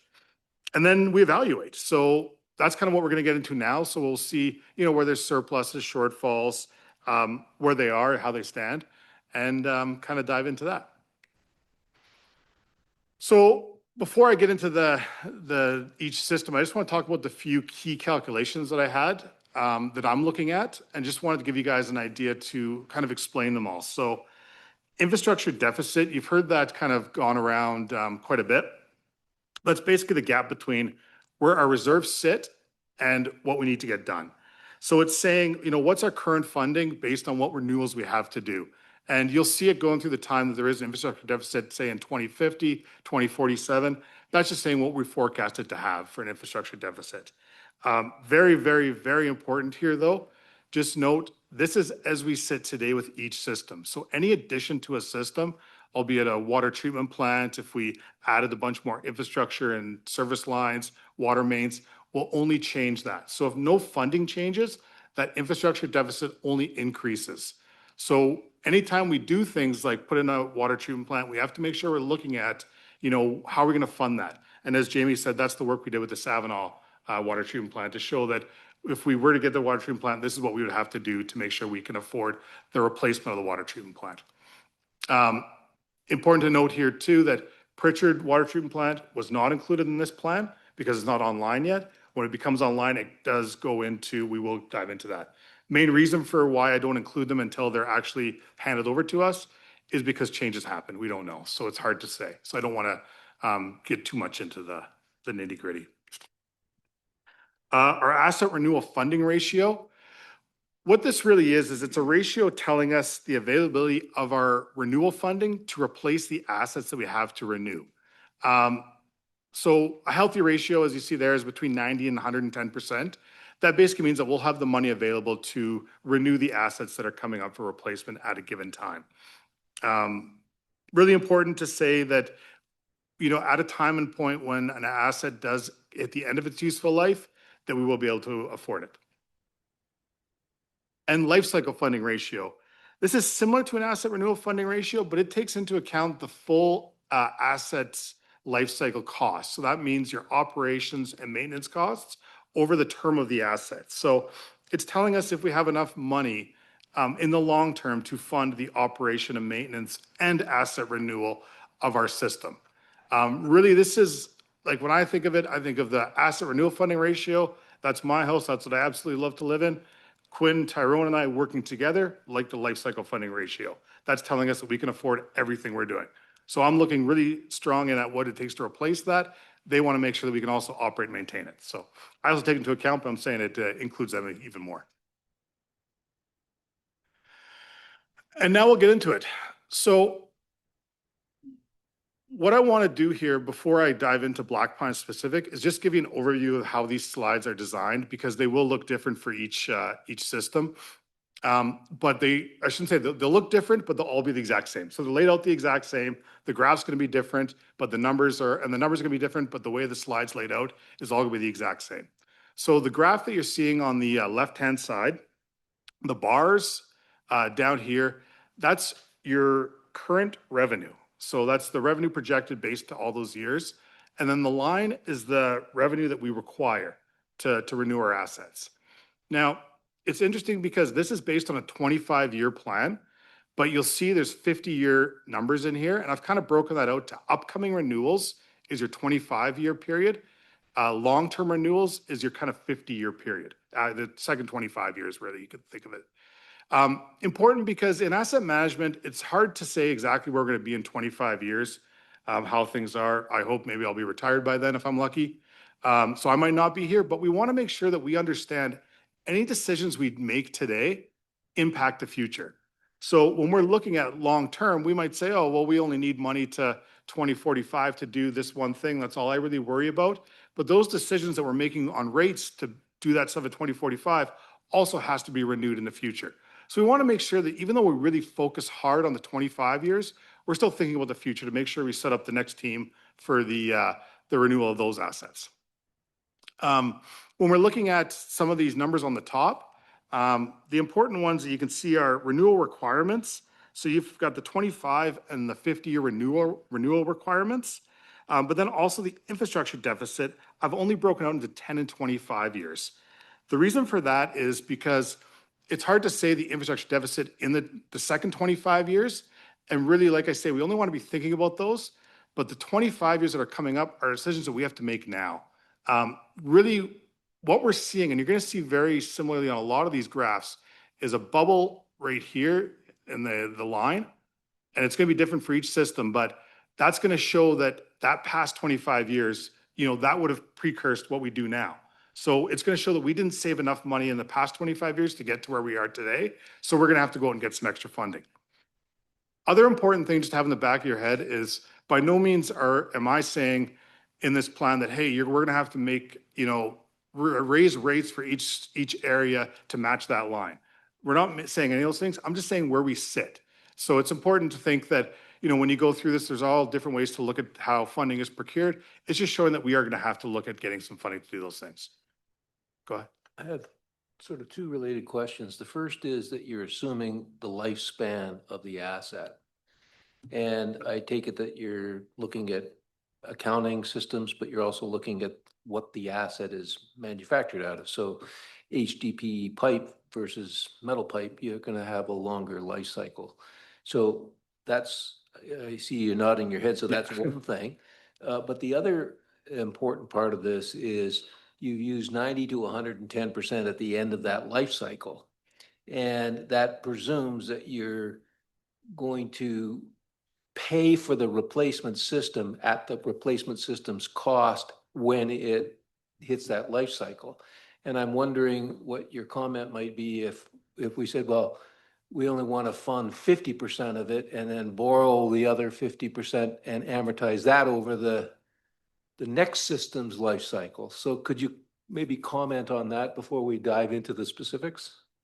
Definitely, yeah. So to answer your first question, every piece of pipe is different and it's accounted for. So when we look at, your asbestos cement pipe has a shorter lifespan than say PVC. That's all accounted for in the plan. But saying that the replacement cost, we did say is the same because we're only going to replace it with PVC. So we're looking at the cost of what we're going to replace it as, but then the lifespans are all different based on the amount of, or the type of pipe it is. So that's all taken into account. And that's based on not only Tyrone's expertise and what he's paid in the past a little bit for replacements, but also going up to industry standards to see what that is. So we're not really looking at it in accounting terms to be fair. It's a little bit different than accounting terms based on, how they have depreciation and how they're looking at it. We're looking at it based on the actual in the ground pipe to see that. Same with water treatment plants and that. Those ones are a little bit different in the sense that we took a number that is an average of what we see for each water treatment plant. So every water treatment plant is going to be different, or maybe a pump station is a better example. Everyone might be different if it has 2, 3, or 4 pumps in it, where it's getting the water from. But we average those out to say that here's the average number we're going to see for replacement on those based on what we had before. And we will work to refine those more as we get into each system and we get deeper into the plan. The second piece is exactly and I agree with you, is exactly what I was kind of saying, is that the gap, depending on how we want to make it up, to me is less important other than the fact that there is the gap. So my job is to show the gap to you, and then really everybody else's is kind of to decide how we make that up, whether it be the strategy of to replace 50% or 10%, or how we want to procure that funding. It's really showing that this is the funding we're going to have to get at this time. So when we say, a rate increase has to be X amount, I'm not really advocating for saying that we have to do any of that. What I'm advocating for is that we need to make that funding, and then we'll have to figure out how exactly we do that. And that's working through, with the team, Jamie and Carl and that. So just supplementary Mhm. to that, that means that all the presentations you're going to show us are coming in with that 90 to 110% concept that we have the money by the time this thing fails to fully fund and replace that asset. That's the supposition here? Yeah, the better way to think of it actually is so on Black Pines, for example, you see that planned replacement value of 5,100,000. That number says that that's your 100% replacement cost for the whole entire system. When you look at your renewal requirements, in the next 25 years, we're going to need 1.2, we'll call it million for renewal. That's to replace every asset that's come up at that time, the full cost of that asset. So how we want to come up with that money, we would determine, but I'm just saying that that's the asset that needs to be replaced, and that's the cost of that asset. Does that kind of make sense? It does. So the flexibility that the board will have or this committee will have is in looking at whether in situations where we have a big deficit, are we expecting to right the wrong from the past, or whether we're just kind of try to make it through the next 5 or 10 years, and then ultimately somebody else, as you say, 25 years from now, you're not going to be here, we're not going to be here. Somebody else is going to have to solve that problem, but we'll have helped with that. Not necessarily solved it 100%, but maybe marched in the right direction to solving it. Yeah, So 100%. like 50% of the way as opposed to 100% of the way. Yeah, go for it. And I think I can jump in on that. And Chair, I think you're on the right track in your thinking. Maybe another way of thinking of it is that, and you'll see in these other graphs, the Black Pines graph that we're looking at right now is in a fairly good state. There's not a big gap there. As you'll see with the other ones, there's a bigger gap. But if we're in a situation, which we're going to be, unless there's some dramatic change or influx of cash somewhere, we're going to still see that gap in the near future. And so what that means is, well, what happens if there's that gap, and what do we do in that year when we know there's a gap? Well, in reality, and what we have been doing is we do nothing. So that gap just gets pushed over. So if you look at the graph and where that gap is, if we don't fill that gap, just imagine that glug just moving over and probably getting wider as there's more things added to it. But the closer that we can get into filling that is less the amount of stuff we're pushing over. And to add to that, I guess, line of thinking is as we push over those and delay the replacement of those assets, the risk of failure increases. So going back to Quinn's presentation at the beginning of this, all those repairs, that's in many cases a result of pushing off these replacements that are past due, and that results in emergency works, increased costs, and inability to plan because we're just responding to emergencies. Thank you. That helps. I just want to maybe reiterate something that Mike said as well while I got the microphone, is on this case where he talked about the infrastructure deficit, the over 20, in that green column in the middle, it said over 25 years, $187,000 is needed. So looking at the Black Pines graph, the entirety of the gap, to have no funding gap in Black Pines based on our current revenue, so our current rates, we only need an influx of cash of $187,000 to make us whole there. So when I say Black Pines is in good shape, that's pretty good shape. For example, we could make that up with the allocation of CCBF for a project to replace those. You'll see all of the other systems are not in that situation. That number is a lot larger, that we don't have that, you know, money readily available to close that gap because it's much bigger. Yeah, and the neat thing about all of this really is and it sounds exactly that you're thinking in the same way I am, is that, you know, this is allowing decisions to be made now that's really going to help the future. And you don't have to, you know, not only do you not have to, you wouldn't always be able to do exactly everything you want to do, but you're getting it in the right direction. That's the important thing. So we really want to make sure that we're funding for future generations. That's the important thing about what we're doing here.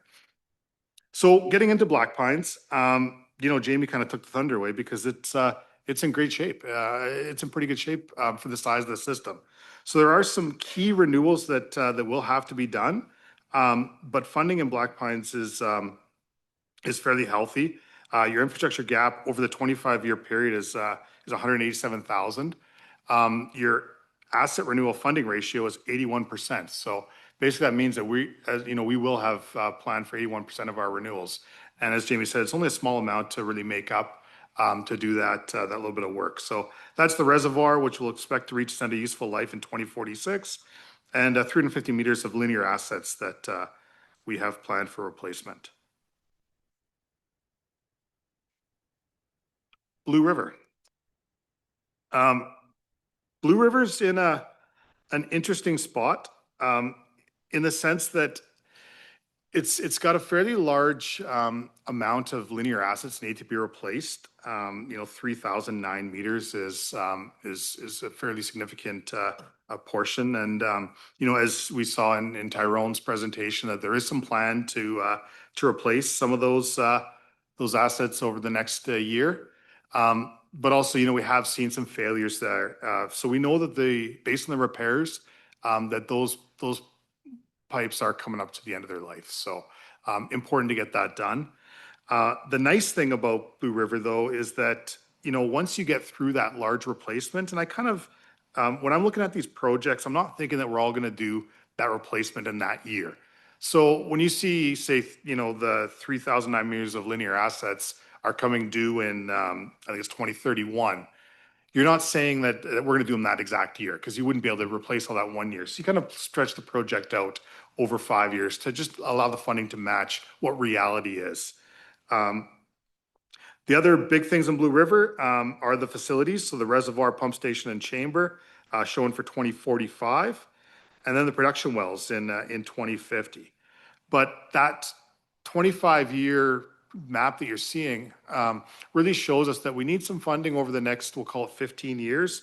But then after that, things look pretty good. So once again, another show that we are on the right track of Blue River with rates and all that. It's a sustainable system. We just have to do some work to get to, you know, a perfect spot. So their asset renewal funding ratio on that one, 41%. That is over the 25 years. If I stretch out over 50 years, it does look a lot better. Can I just ask then? Yeah. In the year 2041, where we come back into the alignment with the Yeah. blue, what has happened in 2041 that causes that to happen? Yeah, that's a good question. Sorry, and I should have said that. When I'm showing the line, the funding gap, that's based on those projects that we have planned that are unfunded. So that would be those water main replacements, really is what we don't have the money for, or the funding for currently. So that would show that we need that funding for those water main replacements. But after that, those projects are completed, the funding the funding while we currently have is in line for the future replacements. So that does mean some of those facility assets, as long as we're contributing to our reserves as we're showing, are actually going to be able to be renewed through our current funding models. Now, we would have to put some funding in of this funding that shows in the short term to make the full amount to get to there. But it does show that if we can get through that big gap in funding, we would be okay going forward. So then the line where you say 3,009 meters of linear assets by the end of 2031, you're assuming that that has been done, and that's why we're coming into alignment, because we got fresh pipe that's going to last Exactly. in the future. So 2041, we have clear sailing if we can get the fresh pipe, if we can fund the infrastructure deficit by grants or by increased revenue stream from the users. That's Yes. what we need to do some way, somehow, in order to replace that pipe, in order to get into alignment. That's the Yes. message. Yeah, so the main thing there is though, is that it's not just those linear assets. It also means that we're putting a bit of money away for those facility asset renewals as well. They're gonna be done in 2045. So it's saying that that big glut, if we get through that big piece of, the big glut there, that makes sure we have enough money to do those projects in 2045 as well. So that's just showing that if we put that funding away in the next, 15 years, we'll be in good shape going forward. Yeah. I just have a question more generally about how does the TNRD determine which systems would be getting the grants applied for? And like, how do you make sure that, our community or Black Pines, if they need something, like, how do you know which one to apply for the grants for and make sure that that is equitable to the residents? Yeah, I'll answer that one through the chair. I guess the short answer is that's a board decision. Every time we apply for a grant, it goes through the board. As you're familiar with on utility side, there's often CCBF funding that's allocated to the electoral areas that's approved to be used for these projects.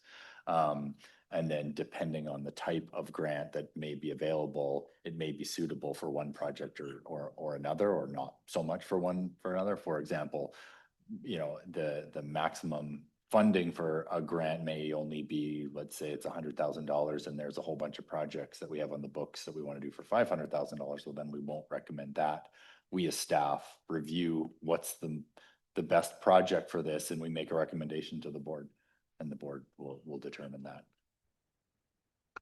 And the only thing I'll add to that is, from my side, when we assess the criticality of each repair, we would be advocating for certain areas. So say we had a bunch at the same time about Blue River, there's water main breaks all over the place. We have nothing but issues there.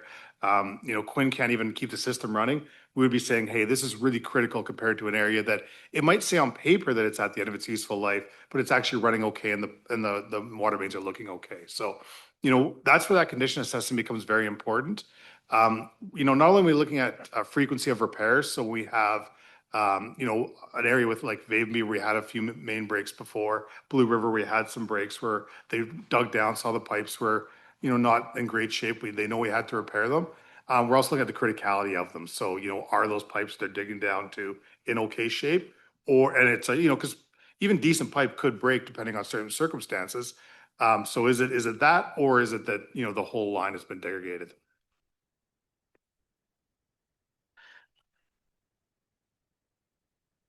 I think that's all I really had to say for Blue River. Deloro. So Deloro's actually in pretty decent shape. Based on what we were looking at. Your renewal funding is about 70%, so it's not bad. The important thing though is that some of the assets were needed to be done in the past, we'll call it 5 years, but the team's actually been able to extend the life of them. And that's that when I was saying the criticality, if things are working well, they are looking at them more, but we're not saying that it has to be done right away. So they've been able to extend the life of the pump station to 2032, and potential projects might actually change that depending on, groundwater and that.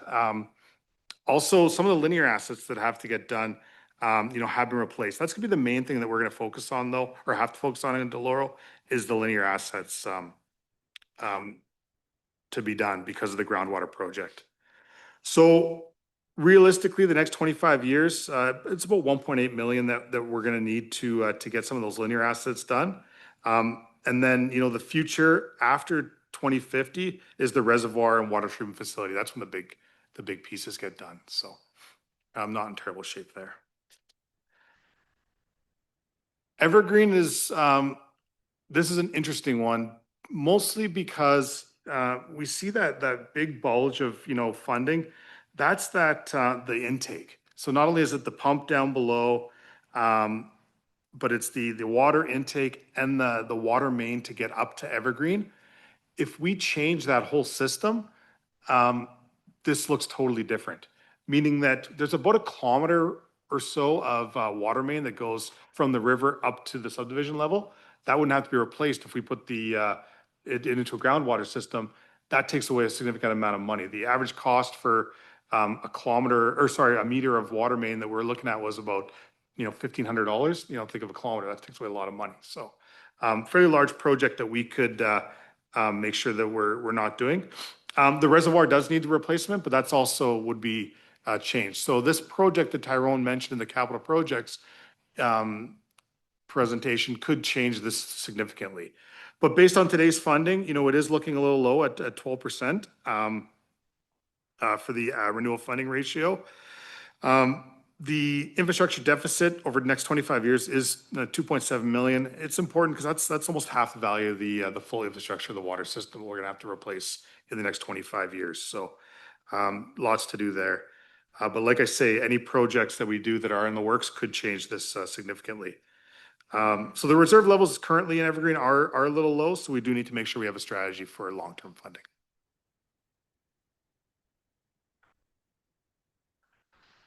Loon Lake, some key renewals that need to be completed, we'll call it in the next 5 years. So those ones are definitely on Tyrone and Quinn's radar, but we're looking at extending the service life for those as well, just so funding could be secured. But that is the pump station, reservoir, and the water chamber. They're monitoring that to make sure that we can not only stretch that out to 5 years, but realistically to get a project off the ground, it's going to take a few years anyway for planning and all that. Full 25-year infrastructure deficit, 2.7 million. Replacement value of that system right now is kind of around that $4 million mark. So once again, a fairly significant amount is going to have to be replaced. Their renewal funding ratio is sitting at 37%. So definitely have to get some of those key projects done and secure funding for them. Long term, the next really big piece is that 1,800 meters of linear assets in 2060. So as you see the kind of graph, the funding, we're going to need a lot in the near term, but it doesn't go down a ton once those big projects are done. That's to make sure we're building up the reserves for the long-term funding.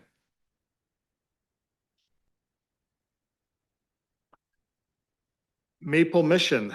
So Maple Mission, we do have some valves that have reached their end of their life. Actually, they're well past. Once again, this is by pure years numbers. So they kind of reached their end of life in 2016, but Quinn and Tyrone have been monitoring them as well. So ones that need to be replaced they're looking over the next few years. Not significant amount, but major renewals in 2046. So that is your pump station, chamber, reservoir, water treatment facility.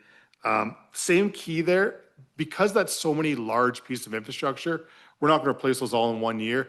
We have looked at what that project would look at to be spread out. But the way you kind of see the required funding is to make sure we get enough money set aside to be able to do those projects, as they come across. And, as we talked about, the main risk with not doing those projects in and around those times is just that, if you have failures in those assets. So we want to make sure that we're on top of those and we're planning for them. After the 25 years, we're looking at production wells. Important to note, the water mains are in pretty good shape. They still have 51 years showing for useful life. But that shows, large scale renewal in 2076. Very long way down the road, but once again, we want to make sure that we have those in the back of our head as we're looking at funding models.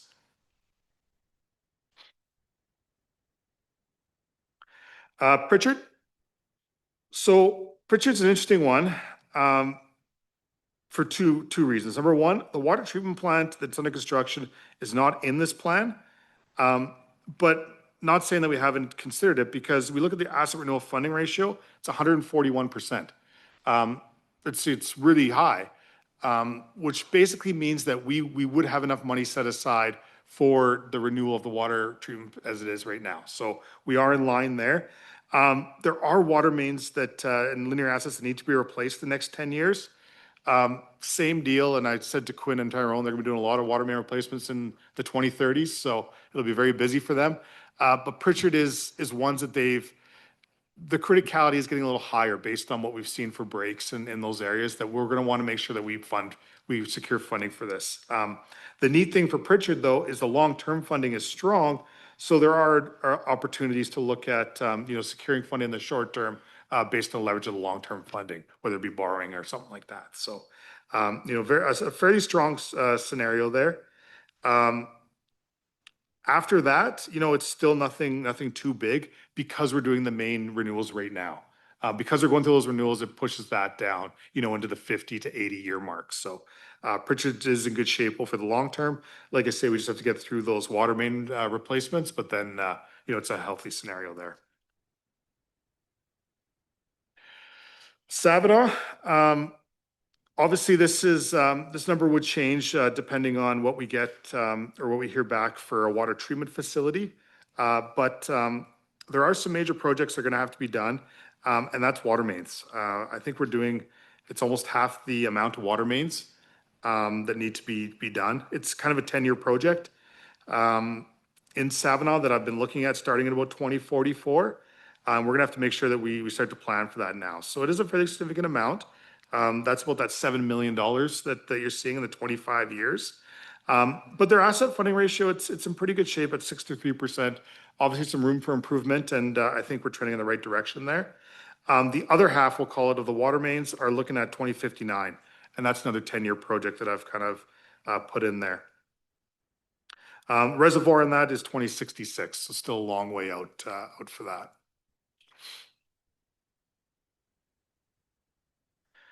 Spence's Bridge, quite a few linear assets as well. That's why you see this is kind of an interesting graph because you see the funding is over the whole 25 years, but then it goes right down at the end. Really, we have to get through a ton of water main replacements and linear, I should say all linear assets. So it's about 6,000 meters. I know they have replaced some and acquired some in the near term, but this is mostly the in-town stuff that has to be done. Next big pieces are facilities, and that's 2059 and 2061 that we'd be looking at renewing those.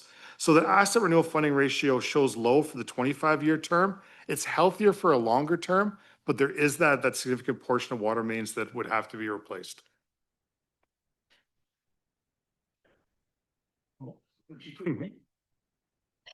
Sorry. Excuse the whistle. I actually have a couple of questions about this, and maybe it's me not quite understanding all of this. So number one, Spence's Bridge system is shared with Cook's Ferry's band, and some of the people that access the water, as I understand it, are near the wells, and then there are some that are over sort of near town. So I'm wondering, A, if that's factored in. When we look at 80 residents, are we talking just Spence's Bridge as in Spence's Bridge Improvement District area? Or are we looking at the larger that includes the Cook's Ferry? And lastly, when we did an increase in our rates last year, I think I picked 12% for Spence's Bridge, which I think was fairly close to what the recommendation was to kind of keep it on track.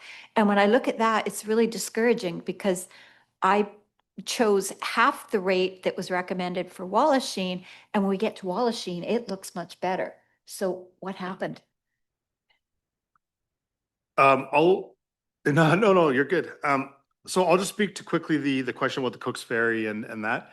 Spence's Bridge is a little complicated in that sense. I've done my best to identify the assets that are TNRD owned at Spence's Bridge and taken out the Cook's Ferry ones. That includes the linear assets. I found some really good mapping that Tyrone has. And I have partnered, a lot of our info is coming from our GIS system, so we can take out all the non-TNRD owned assets. So once again, I will have the disclaimer though that it is still a work in progress. So, if we do identify more that are Cook's Ferry assets, we would be taking those out of the plan.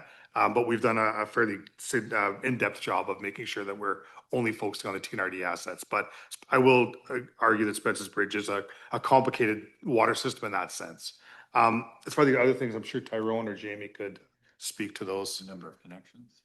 Yeah, so the number of connections of 80, that's only for the Spence's Bridge, not including the Cook's Ferry. And that is the actual connections, not the sizes, so not the single family equivalents.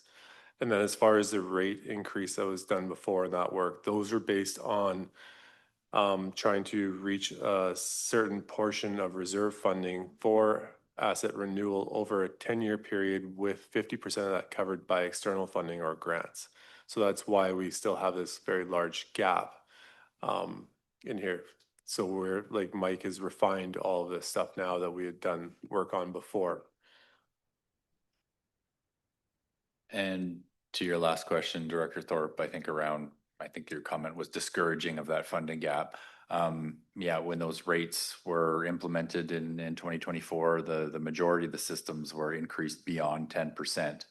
And as you're seeing, there's still significant funding gaps in all the systems. And that's one of the key messages in our advocacy, that this board has been bold and increased rates to the maximum tolerable, and there's still that funding gap. And so how are we supposed to provide services to our residents? And also I would say maybe be encouraged by the fact that that gap would be bigger and this would look worse if you didn't make those changes. So you'll see in a couple slides, the Vavenby system is based on the current rates prior to this committee approving a rate increase, and Mike will speak to the difference there.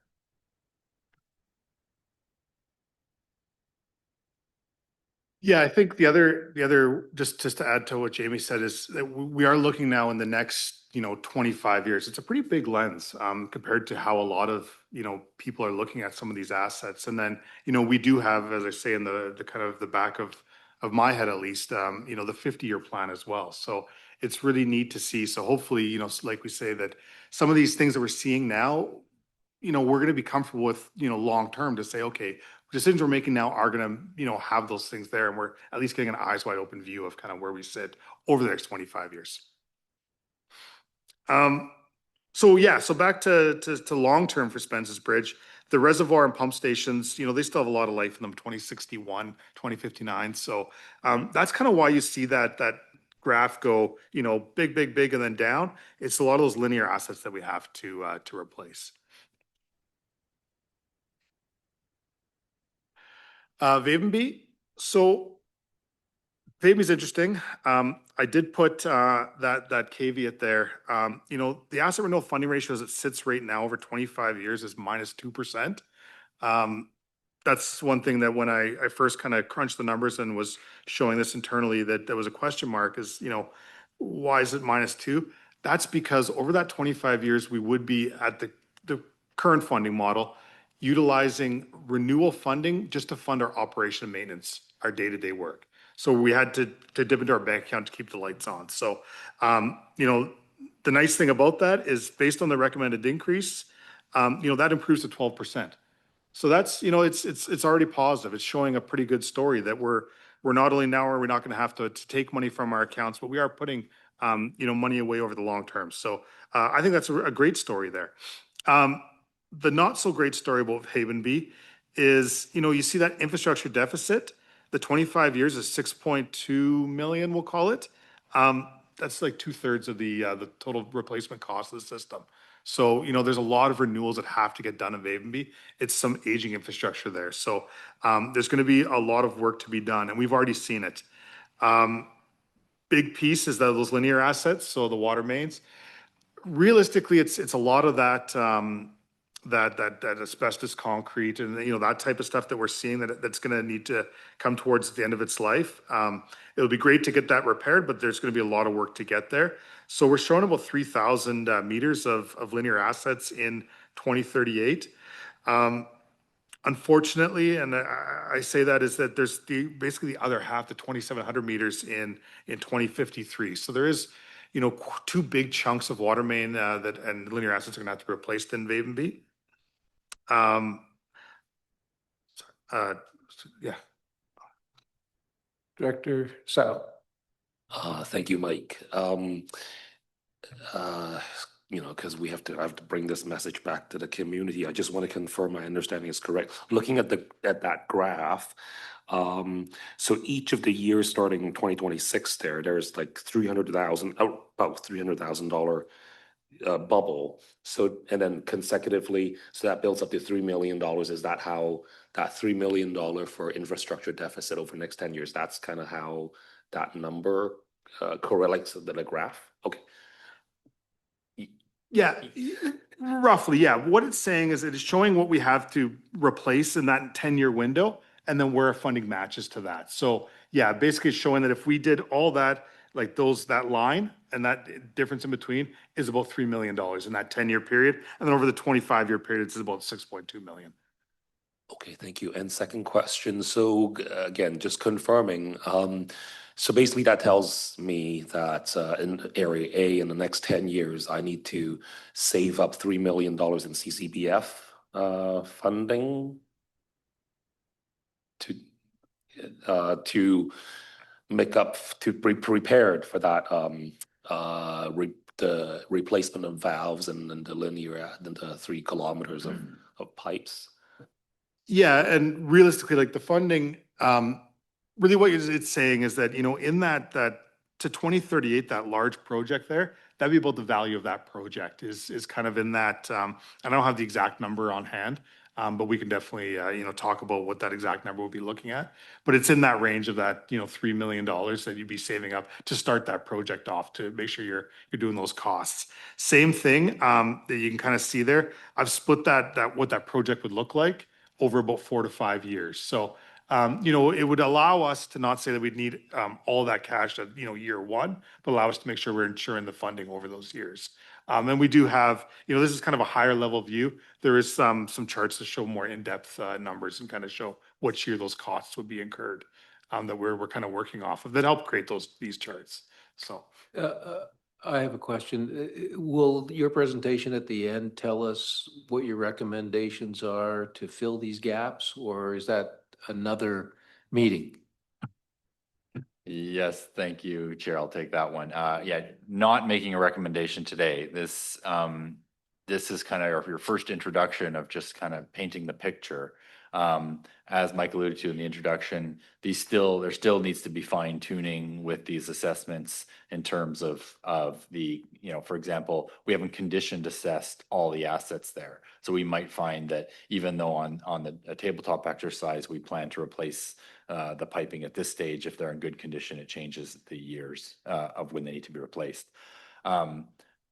But also the reason we're not making a recommendation is because this committee knows we are doing everything we can within our own ability in terms of rates and in terms of advocacy. So all we're doing is showing you in hard numbers what the state of the nation is in more detail than we have before. But no, there's no recommendations of how to fill those. Director Sal.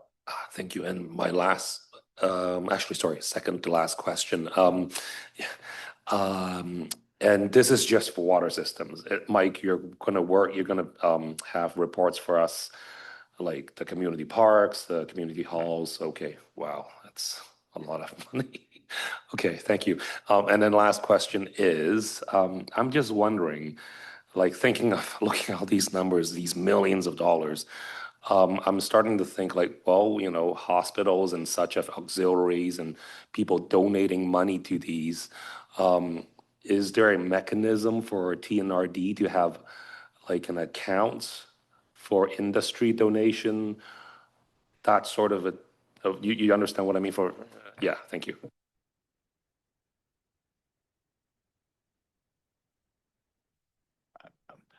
I guess I would only say I mean, we have the mechanism is taxation is our mechanism.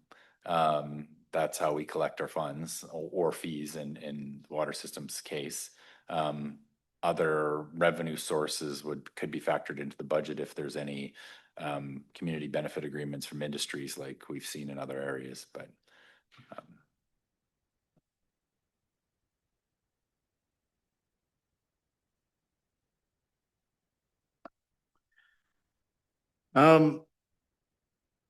Yeah, so Avonby, where were we?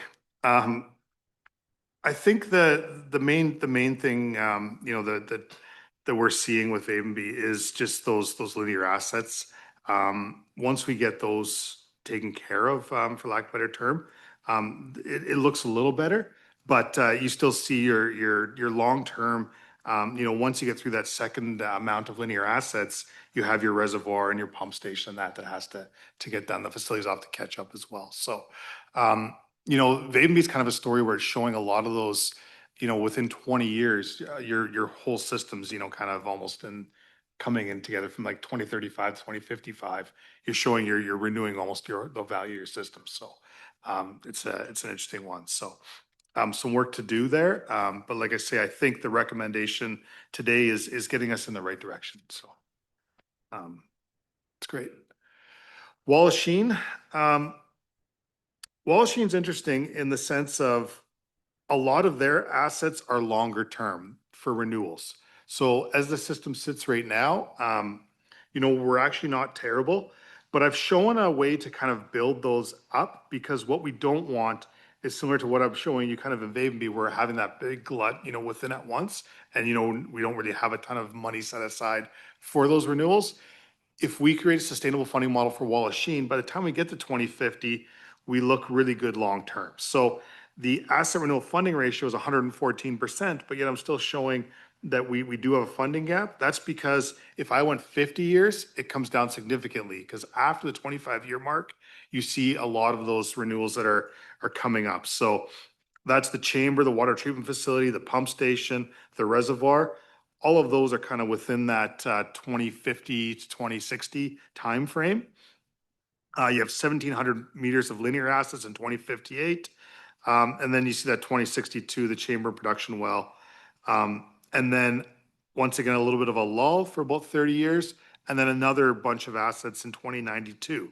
So we're not really thinking of those ones, as much now in 2092, but we want to make sure that we are increasing our reserve contributions just to make sure that we have that money set aside for that long-term funding model. We don't get into these situations where we're kind of scrambling to get money.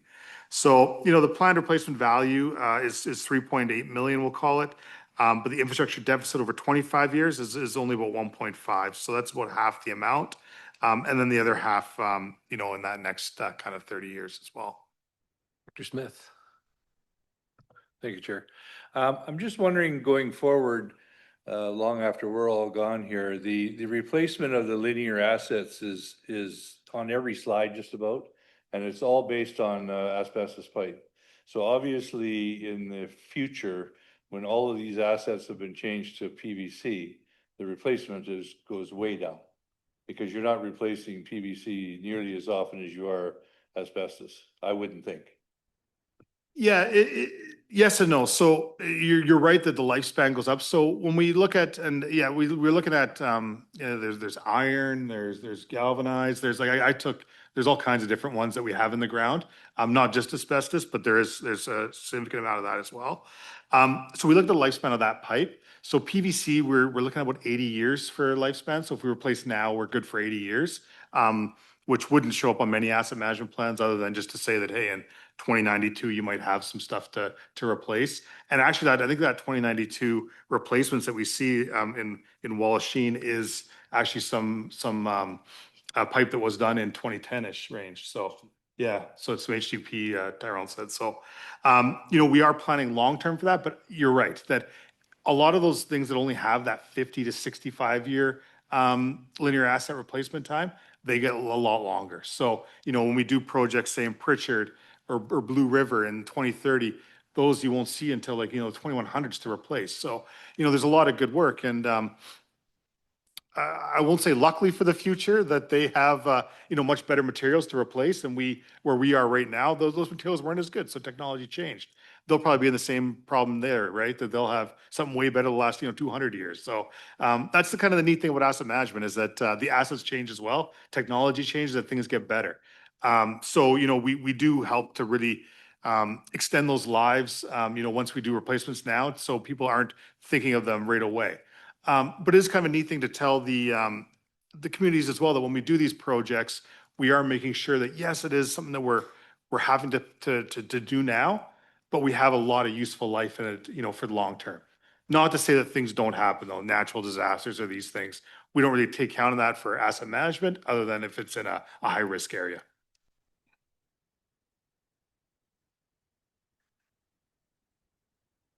So just some key findings. As Jamie said, there is no, like, I don't have any main recommendations. I just wanted to make sure that we have some information. Going forward, also, these are things that are in the back of people's minds as well. So, some immediate focus on some of those areas where we have the lowest ratios. Evergreen, which we talked about, Vavenby, which I believe we've addressed, and then Spence's Bridge is low, but I think there's ways around that as well to really start to have those conversations. The main thing though is that the long-term planning, we must make sure that we're taking into account the major components of that. So we are starting to look at, some of those things are going to be coming up in the next 10 to 15 years to make sure that, decisions we're making now, we're really thinking about those going forward. I mentioned that because, after 2028, we will have to revisit like where the rates are and that. And those are things we'll just want to have in the back of our heads. My next steps, so what I'm going to be doing is validating a lot of this data. So we talked about, Spence's Bridge, making sure we're seeing sort of, what that condition is. Certain areas where we're talking about projects within the next, little bit, Blue River, Vavenby, Pritchard. We might have to look at doing some test digs, or else, there are other ways that we can have, pipes, checked out, those things. So funding would be required to do some of those bigger projects. But we always say, if you have a $5 to $6 million infrastructure asset or infrastructure replacement for water main assets, you might want to spend, $100,000 to see what the condition of them is, right? That might be money well spent to make sure that we're actually replacing what we have to replace. So, taking those things, and those are kind of things that I'll be looking at, what it would take to do those. Criticality, so really deep diving into the amount of responses that we've had for each system, making sure we're assigning the right criticality to replacements and ensuring that we have that stuff. And then helping Quinn and Tyrone set up a critical spares program to make sure that they have the right stuff on the shelf for when, things break, that we're making sure we can replace them in a timely manner. Also things that, I would recommend is just to start to think of funding strategies that we can start to close those gaps and make sure those ratios start to look a little better. So, once again, because we're given the information, it's great that we can have the conversations now to how do we start to address some of those gaps. And, there's lots of neat ways to do that. And then the last one is just prioritize the capital planning for those near-term renewals and high-risk systems. So that's kind of to your question is, again, how do we prioritize those? We can start to look at, what we absolutely need to get done based on, failures and that type of stuff to really say, here's our recommendation. So for where we think the capital planning and the capital funding should go, and really putting some science behind how we do that. And that's it. If there's any more questions. Well, listen. Thank you for that presentation, and that's giving us a lot more to think about. Director Sow, you have a question. Thank you. Along the lines of like we're looking at the ERP and software sharing, IT services sharing with the municipal members, I wonder if we have looked into utility side. I know our member municipalities probably undergoing through the same thing. If there's any savings to be sharing our resources and teams and that kind of discussion. Thank you. Yeah, through the chair, a couple comments there. My first thought was around actually connecting to other systems, because that was actually one of the recommendations a few years ago that the province recommended that we look into without really realizing the actual geographical distance between the systems. So you will find that if there was a small independent system that was near a larger system, then the case could be made of actually connecting the systems together. We don't have that luxury in really any of our cases that we're near another system, maybe with the exception of possible opportunities in the Deloro area longer term because there's other systems around there, but no municipal systems nearby.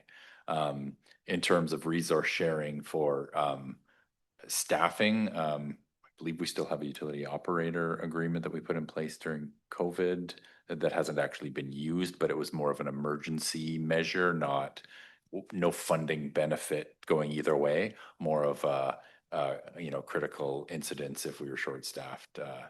That was the staffing agreement that was in place. Chair, if I could add as well, and I'm not sure if this would actually make sense or not, but I'm going to say it anyway. Also in regional districts, it's much different when services pay for things within a service. So using municipal staff or resources probably doesn't fit the legislation. And that's one of the purposes of changing regional district legislation, is to make it more like municipalities, where then we would have a better opportunity to maybe do some of those things. So we'd have to dig into that. I'm not sure if anybody else has information on that, but it just top of mind. It might be harder than you think. Yep. Director Hodden. Quick one. Looks like our rates we settled on our rates till 2028, is that correct? So Yes, that's correct. will you throw the ball ahead a few years? Will we be having, or will the board of the day be having the discussion early in 28 to look at rates for 29 on to 32? So it doesn't get crunched onto the board of the day in amongst that. So what we're doing is preparing for 2029 kind of. Am I reading it right, or? Yes, that's correct. I'm glad you brought that up. So our current rates that have been approved are up till the end of 2028. So prior to January 1, 2029, we need a new rates bylaw adopted. And in preparation from that, we'll be looking at these again in more detail. And at that time, we'll be painting the same picture and coming to the board with a recommendation of what's reasonable. Maybe we didn't clarify it before, but the revenue projections that's built into the analysis that Mike did just makes the simple assumption that at the end, after 2028, starting in 2029, that there's only an inflationary increase in rates of 2.5% per year. So if we increase rates starting in 2029 anywhere beyond 2.5% increase, that would close that funding gap a little more. Supplementary? Yeah, a supplemental for these going forward for all boards and all these utilities, instead of, is there a factor that we could build in where each year they go up I call it a smidge, but a certain amount? So we're not going through this, then upping it 15% or 18%. Isn't it better if we do it mathematically with some kind of mathematical function where each year they go up, so we don't get the big hammer of 15 to 20%, or are we trying to deal with corrections of the past? Yeah, it's a bit of both. We're trying to play a bit of catch up. That was a recommendation. But our bylaw does set the rates for the next 5 years. So the increase that the board approved was not just a one-time 15%. Or 10%, depending on the system. It's that percentage every year for the next 5 years. So I would anticipate bringing, having a fulsome discussion with this committee in 2028 and making a recommendation to once again adopt a longer term rate, like a 5-year plan, like what this committee adopted, so we could again plan for the future instead of just every year reconsidering it. So hypothetically, if we're going to build a brand new system in Knutsford for 200 homes and we set a rate of X amount of dollars, and would it be not frugal that each year you take a new system and up it a certain percent to cover for repairs down the road? Like, we're dealing with old systems here. Yeah, absolutely. So in that scenario, if we were building a brand new system, we would not build it unless we had approval to have the rates to be in that, going back to Mike's model, that it's funded the whole way through, not just the operation funded, but the entire capital replacement as things come from renewal, that those rates cover our full costs. But the challenge is, as you pointed out, we didn't build these systems. We're playing catch up. The previous boards have been reluctant to increase rates. So that's why we're where we are today. Any other questions? I have a question. Is there anything, after this presentation, is there anything that we should be doing with regard to our 2026 budget? I know we've just increased the Vaven, or recommended to the board to increase the Vavenby rates. Is there anything that comes out of this presentation that we should be doing for 2026?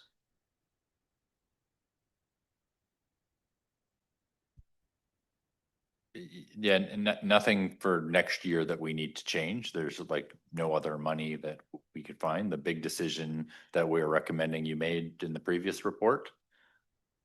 Is there anything to add? The only thing I would say, just based on the modeling, is, even the work that you've done with rates to 2020 and to 2028, I think we're good. It's just to really start to think about what we want to do after that is the next thing. So other than the fact that, when we do have those, as I say, near-term asset replacements, starting in 2030, most of the big replacements that I've shown in my modeling are in 2030-ish going forward, just so we can kind of catch up. That would be just how we would think of how we'd want to spend, any sort of grants, or if we can go after grants and kind of get those projects really hammered out. But as I would say, rate wise and that, I think the work that's been done by this committee is showing us in the right direction. It's just what we do after 2028 is over is the next big question. Director Sal. Thank you, Chair. Those linear, like the pipe replacement, are those eligible for the strategic priorities fund? Is that something that, yeah, thank you. They would be eligible for the strategic priorities fund, I believe, but that strategic priorities fund's a one-time grant intake, which we've already applied for the Savannah water treatment plant. And we don't know the frequency of that fund. Sorry, supplement to that. Sorry. Yeah, sorry, Joe. I thought, so the SPF is not like, it doesn't come out every year. Like I'm just thinking, like, say for any of our water system, the pipe replacement, say in Blue River, like 3 kilometers of it, can we have it in one go apply for SPF, and say in 2030 SPF, we want to apply to replace the entire 3 kilometers as a project? Yeah, we'd have to double check the eligibility. I think it is eligible, but it does not come up every year. It's been inconsistent. I think it's been roughly every 3 or 4 years it's comes up based on availability of higher level government cash, I guess. Yeah. Director Hayward. I just want to say thank you very much for that, because I learned a whole bunch. Thought I knew a whole bunch, but I didn't. And can we share some of this with our residents that are on water systems, or is this a not talk about thing at this point in time? Or? Yeah, I would encourage you to do this. Just a reminder, yeah, this is a public meeting. So if someone wants to watch a 2.5, 3 hour meeting on YouTube, this will be posted. But Okay. also the report, which is Mike did a really good job on a concise report in your agenda package. Feel free to share that out. Good, thank you. And I think in a really roundabout way, it's really encouraging to look at that, because we look at our water systems, it's got X amount of years, and then what are we going to do? And that's kind of where we sat the last few years. It's going to die here, and what are we going to do? And thank you so much for showing what we can do and where we need to go. So I really appreciate that. Thank you.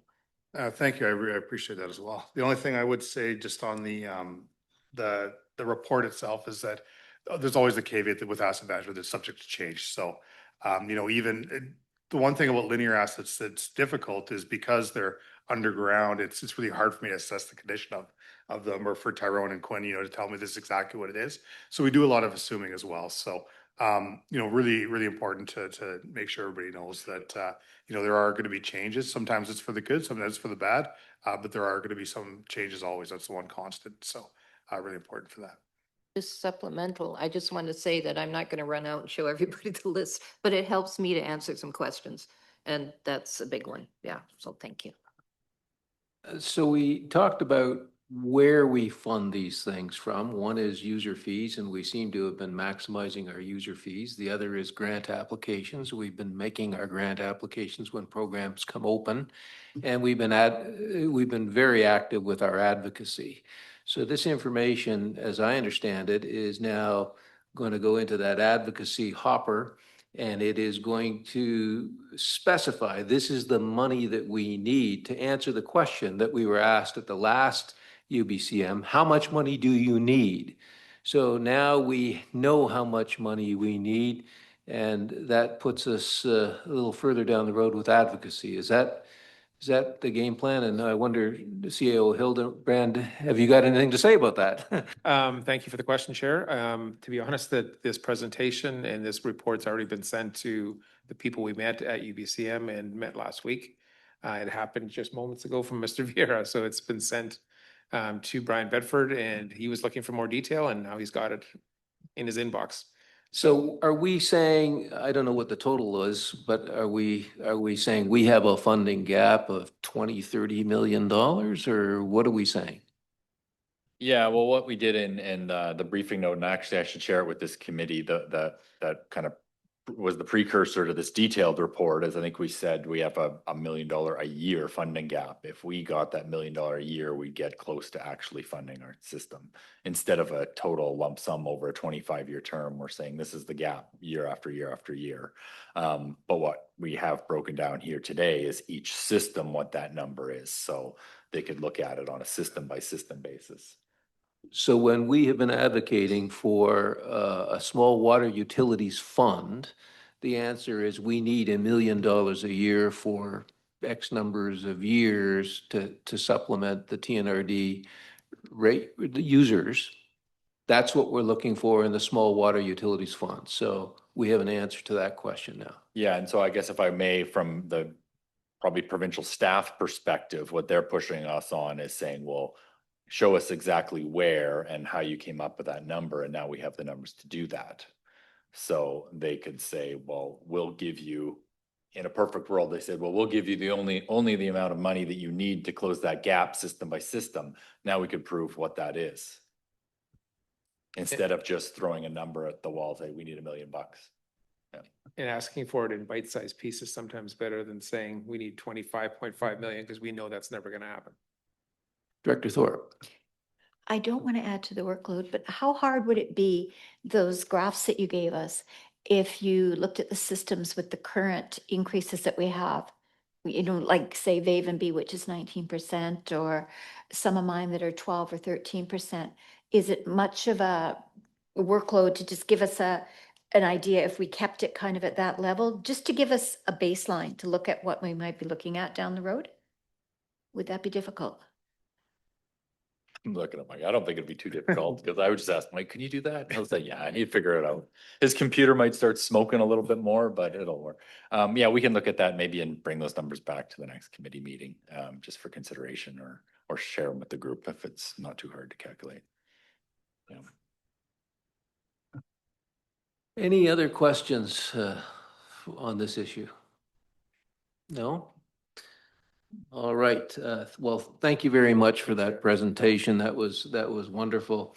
Do we have any new business? No? All right. Well, I think we've put in a full committee's worth of work here today, and I really appreciate the insight from you gentlemen and your teams. Thank you so much, and we'll adjourn this meeting.